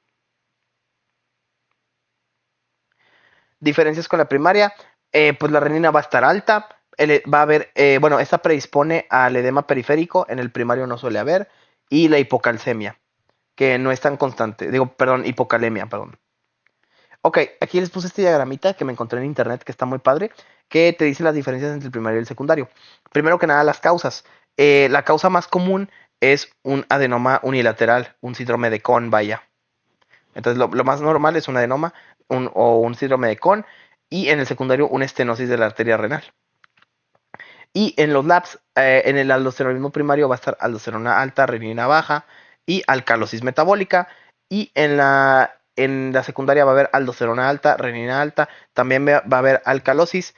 Y yo le agregaría, aparte en esta, yo le agregaría una cosita más, ¿verdad? Que es que acuérdense que en la secundaria, ahí está, tiene predisposición a edema. Yo agregaría eso. Y por último, vamos a ver la última entidad que tenemos, que es el feocromocitoma. ¿El feocromocitoma qué es? El feocromocitoma es básicamente un tumor secretor de catecolaminas, ¿verdad? Eso es lo que es el feocromocitoma. Y pues básicamente, pues eso, ¿verdad? Va a producir catecolaminas. Las catecolaminas son altamente adrenérgicas, van a producir vasoconstricción, causando de esta forma taquicardia y crisis hipertensivas. Y nada más que sepan que el feocromocitoma no suele ser una neoplasia que sale de forma aislada. Se asocia a un síndrome que es el síndrome de neoplasias endocrinas múltiples, que se asocia también a estos genes, ¿verdad? Y nada más mencionarles que el feocromocitoma generalmente viene acompañado, no viene solo. Generalmente viene acompañado de carcinoma medular de tiroides e hiperplasia de las paratiroides. Cuadro clínico, vamos a ver. El cuadro clínico pues va a variar, ¿verdad? Dependiendo de la patología. En un aldosteronismo primario va a haber una hipertensión resistente sin edema, va a haber cefalea, palpitaciones y disnea, puede haber debilidad, puede haber poliuria, polidipsia y nicturia, o sea, una diabetes insípida nefrogénica, y puede haber hiperglucemia también, hipocalemia, que es lo que más va a haber, y por lo mismo de que hay hipocalemia, va a haber alteraciones electrocardiográficas. Específicamente, ¿qué vamos a ver? Vamos a ver una onda U en el EKG junto con alcalosis metabólica. Luego, el aldosteronismo secundario. El aldosteronismo secundario va a haber una hipertensión arterial sostenida con tendencia al edema. Ojo, aquí va a haber edema debido principalmente a la presencia de esto, a la presencia de síndrome nefrótico. Y ya. De lo demás es todo igual, ¿eh? Luego, feocromocitoma, hay una triada para feocromocitoma. Cefalea, taquicardia y diaforesis, hay que pensar en feocromocitoma. Va a haber obviamente una hipertensión sostenida con crisis paroxísticas y pues ya, nada más eso. Ok, ¿cómo lo vamos a diagnosticar? Bueno, el aldosteronismo primario tiene igual pruebas de tamizaje y pruebas de confirmación. Las pruebas de tamizaje, primero que nada, medir el potasio. Si está bajo, obviamente no podemos decir, tiene potasio bajo, es aldosteronismo primario o secundario. Pues no, ¿verdad? Pero pues sirve para tamizaje. El potasio urinario, pues como ya les mencioné, la hipocalemia. Renina menor a 3 nanogramos sobre mililitros. ¿Por qué no sirve saber la renina aquí? Pues básicamente porque, recuerden lo que les dije, en el caso de un aldosteronismo primario, la renina iba a estar baja. O sea, si aquí está, y en este caso si está baja y tiene hipocalemia, podemos empezar a sospechar. Y también una relación aldosterona-renina arriba de 20 o 40. ¿Cómo lo vamos a confirmar? Con una carga de sodio vía oral o intravenosa y después se mide la aldosterona urinaria y si esta es más de 10 microgramos a las 24 horas diagnóstico confirmatorio de aldosteronismo primario. Y para localizarlo, pues vamos a hacer un TAC o una resonancia magnética o una gammagrafía para observarlo. Luego, el aldosteronismo secundario. Aquí, pues la aldosterona va a estar alta, como ya sabemos, con la renina alta. Y pues vamos a hacer exactamente los mismos estudios, básicamente. Nomás aquí lo que vamos a evaluar es cómo está la renina y en este caso, pues debería estar alta, ¿verdad? Y por último, el feocromocitoma. Su diagnóstico es bastante simple. Se hace a través de bioquímica y tiene que haber en orina, tiene que haber catecolaminas o metanefrinas plasmáticas. O también, digo, perdón, tiene que haber catecolaminas o metanefrinas plasmáticas. O en orina tiene que haber este compuesto que se llama ácido vanilil mandélico. Y ya. Tratamiento. El tratamiento igual es bastante lineal, bastante simple. De hecho, aquí no agregué el del feocromocitoma, pero pues ahorita se los agrego, ¿verdad? El feocromocitoma, perdón, ¿cómo vamos a tratar un aldosteronismo primario? Pues bueno, si tenemos un adenoma productor, podemos hacer una adenolectomía unilateral. O si hay una hiperplasia nada más, o sea, si no es un proceso neoplásico, se puede usar espironolactona o amilorida, ¿verdad? ¿Por qué? Porque esos son antagonistas de los receptores de mineralocorticoides. Y sorpresa, la aldosterona es un mineralocorticoide. Y el aldosteronismo secundario, pues se trata la causa subyacente, ¿verdad? Por ejemplo, si es una estenosis de la arteria renal, pues se tiene que atacar eso. Por ejemplo, si es una insuficiencia cardíaca, se tiene que tratar la insuficiencia. Si es una cirrosis, se tiene que hacer manejo de la hipertensión portal. Y es un síndrome nefrótico, se tiene que hacer control de proteinuria y del daño, ¿verdad? Y por último, que no se los agregué, pero se los voy a agregar aquí arribita. Vamos a ver. Eh, entonces, hablando del tratamiento del feocromocitoma, pues realmente, a ver, feocromocitoma. Vamos a dar, se puede dar fenoxibentamina, aunque realmente no se usa tanto realmente porque es escasa. Entonces, lo que más se suele dar es este medicamento, que también lo vimos, que es la prazosina. Este es el medicamento de elección, por lo menos aquí en México, para el feocromocitoma. Y pues ya, ahora sí, eso sería todo de este tema. Muy bien, entonces, ya acabamos de ver, pues ya casi todos los temas, ya solo nos falta un tema. Vamos a ver el último tema, que es el tema de síndrome de ovario poliquístico, que ahora sí ahí les va la explicación. Lo que pasa es que yo en su momento me dio hueva y no hice notas de síndrome de ovario poliquístico porque dije, nah, no lo había visto en el temario y dije, nah, no quiero. Y pues bueno, ni modo, tocó, me persiguió hasta hace unos poquitos días que dije, no, sabes que ya tengo que hacer las notas de síndrome de ovario poliquístico, entonces, pues ni modo, ¿verdad? Tuve que hacerlas. Pero bueno, no pasa nada, lo bueno es que ya quedaron hechas y ahora sí vamos a explicar ya este último tema. Bueno, entonces, vamos a ver. Eh, Síndrome de ovario poliquístico, regresamos a diabetes, ¿verdad? Es un trastorno endocrino, metabólico, reproductivo y psicológico bastante complejo que afecta a mujeres en edad reproductiva. ¿Cuáles son las características del síndrome de ovario poliquístico? Primero que nada va a haber un hiperandrogenismo, va a haber trastornos de la menstruación como oligo y amenorrea y Va a haber quistes ováricos, como se puede ver aquí en la foto, ¿verdad? Y ya. En la epidemiología, pues le ocurre en un 5 o un 18% de las mujeres en México. Mujeres jóvenes, insisto, en edad fértil. Y hay factores de riesgo endocrinológicos que conllevan el síndrome de ovario poliquístico. Uno de ellos es la diabetes mellitus tipo 2 y el síndrome metabólico, que curiosamente comparten una fisiopatología en común, que es la resistencia a la insulina, ¿verdad? Entonces, eso ya nos habla de a qué se puede asociar el síndrome de ovario poliquístico. También la enfermedad cardiovascular, la hipercolesterolemia, entre otras cosas. La fisiopato. Bueno, como les mencionaba, la fisiopato es la resistencia a la insulina. Y esto se va a asociar obviamente a la acantosis y todo eso. Y pues, ajá. También va a haber una hiperinsulinemia compensatoria y esta hiperinsulinemia también va a ser muy determinante para la producción ovárica de andrógenos. Y esto va a traer consecuencias como un aumento de la LH relativo a la FSH. Ojo, esto es muy importante y póngalo así en grandote. Es más, así más grande. Así de LH elevada en síndrome de ovario poliquístico. Y también va a haber anovulación crónica. Ok, ahora vamos a pasar a ver el cuadro clínico. El cuadro clínico pues lo podemos dividir en todo esto, ¿verdad? En reproductivo puede haber infertilidad completamente y hay generalmente trastornos menstruales, ¿verdad? Oligomenorrea o amenorrea. Puede haber hirsutismo, principalmente al inicio de la pubertad, acné, que es muy común, y alopecia androgénica. Insisto, todo esto aplica solo para mujeres. Y metabólico puede haber sobrepeso u obesidad o puede presentar síndrome metabólico. Y al presentar todo esto, va a tener obviamente las características físicas de una persona con resistencia a la insulina. Acantosis nigricans, keratosis pilaris, que la keratosis pilaris son estos granitos que salen en la cara posterior del brazo, ¿verdad? Estos granitos. Y la cosa, los fibromas blandos, ¿verdad? Que aquí los podemos observar. ¿Cómo vamos a encontrar nuestros laboratorios en una paciente con síndrome de ovario poliquístico? Pues bueno, nuestros laboratorios van a estar tal que así. La LH va a estar elevada, importante LH elevada. La FSH va a estar normal o puede estar disminuida en algunos casos. La relación LH-FSH va a ser de 2 mayor a de 2 a 3. Andrógenos elevados, específicamente la testosterona. Hormona antimuleriana, que es un marcador de disfunción folicular, va a estar aumentado. Puede haber hiperinsulinemia debido a lo que ya les mencionaba de la resistencia a la insulina. Puede haber dislipidemias y para descartar, ya que pues ahorita vamos a ver que tiene bastantes diagnósticos diferenciales, se puede usar la TSH, la prolactina o la 17 alfa, la 17-OH progesterona. Diagnóstico. Esta es la parte más importante de este tema de síndrome de ovario poliquístico, ya que el diagnóstico es bastante importante. A ver, nada más aquí están preguntando.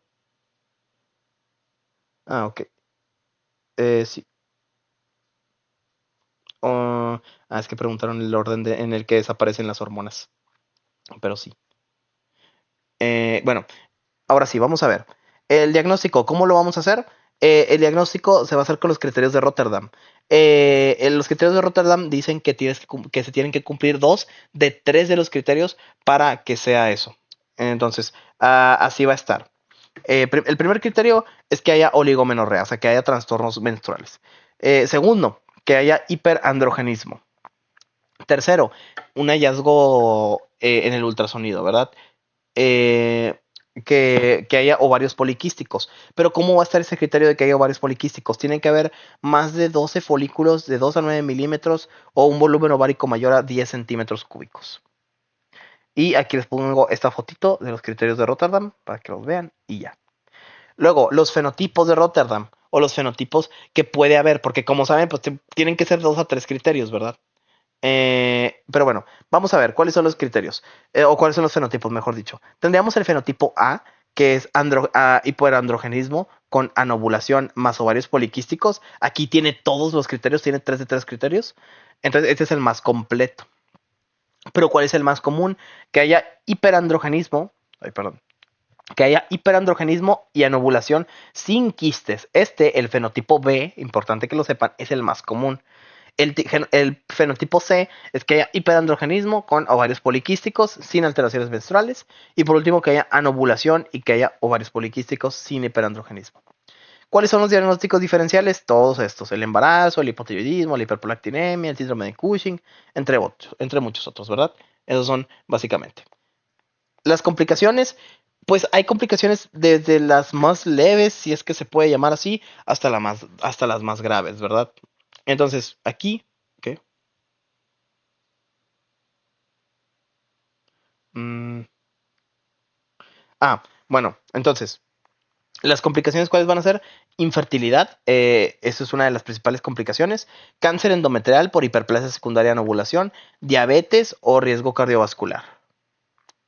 El tratamiento generalmente se recomienda, como en todo lo que vemos de diabetes, cambios en el estilo de vida, con una dieta hipocalórica, baja en carbohidratos, ejercicio aeróbico y anaeróbico. Y pues bueno, si no se desea el embarazo, anticonceptivos orales combinados, bueno, también depende mucho, ¿verdad? Ahí va. Si no se desea embarazo, porque hay que ver, ¿verdad? Si se desea, si no se desea y todo eso, ¿verdad? Si no se desea embarazo, se pueden dar anticonceptivos orales, ya que estos ayudan a regular los ciclos menstruales, reducen el hiperandrogenismo y pues en general es el tratamiento número uno. Bueno, tuve que hacer un ligero corte porque me quedé sin espacio en el disco duro. Ya tengo que comprar otro. Bueno, pues de hecho tengo uno. Creo que lo voy a usar para guardar los videos. Pero bueno, entonces me quedé sin espacio. Pero bueno, ya regresé. Igual ya estamos en lo último. Entonces, me quedé en que bueno, perdón, en que los anticonceptivos orales van a ser el principal tratamiento en mujeres que no deseen embarazarse, debido a que estos regulan los ciclos menstruales, reducen el hiperandrogenismo y en general son el tratamiento número uno para pacientes que tienen hirsutismo, debido a lo mismo de que regulan los ciclos menstruales y reducen el hiperandrogenismo. Después, mujeres anovulatorias sin hirsutismo, ¿qué se les va a dar? Se les va a dar acetato de medroxiprogesterona. Y luego también se pueden dar antiandrógenos, como la espironolactona. Esto se le puede dar a mujeres tanto que no deseen embarazo como que sí deseen embarazo. Y ya. También se pueden dar agonistas GLP-1 para la obesidad, pero bueno, eso ya es aparte. Y si se desea el embarazo, se pueden dar inductores de la ovulación, como el clomifeno y el letrozol, y la metformina, ya que ayuda a la resistencia a la insulina y mejora la fertilidad. Y pues ya. Ok, bueno, pues bueno. Eso ya sería ahora sí que todo lo que pues necesitan, bueno, todo lo que es Endocri. Esto ya fue todo el repasito. Espero les haya servido, que les haya gustado. Y pues nada, si les gustó y cualquier cosita, pues siempre me hace sentir muy bien que me dejen comentarios o que me digan que les gustó o cualquier cosita. La verdad, a mí siempre es lo que, ¿cómo se llama? Es lo que más me llena, la verdad, siempre saber que lo que hago les es de ayuda, les es útil, siempre a mí me llena de mucha alegría. Entonces, si quieren decirme lo que lo agradecen o que les gustó, cualquier cosa, de verdad, díganlo, porque a mí me hace sentir súper bien y pues más que nada es lo que me ayuda a seguir trabajando, ¿verdad? Pero bueno, los quiero mucho y les deseo muchísimo éxito en Endocri.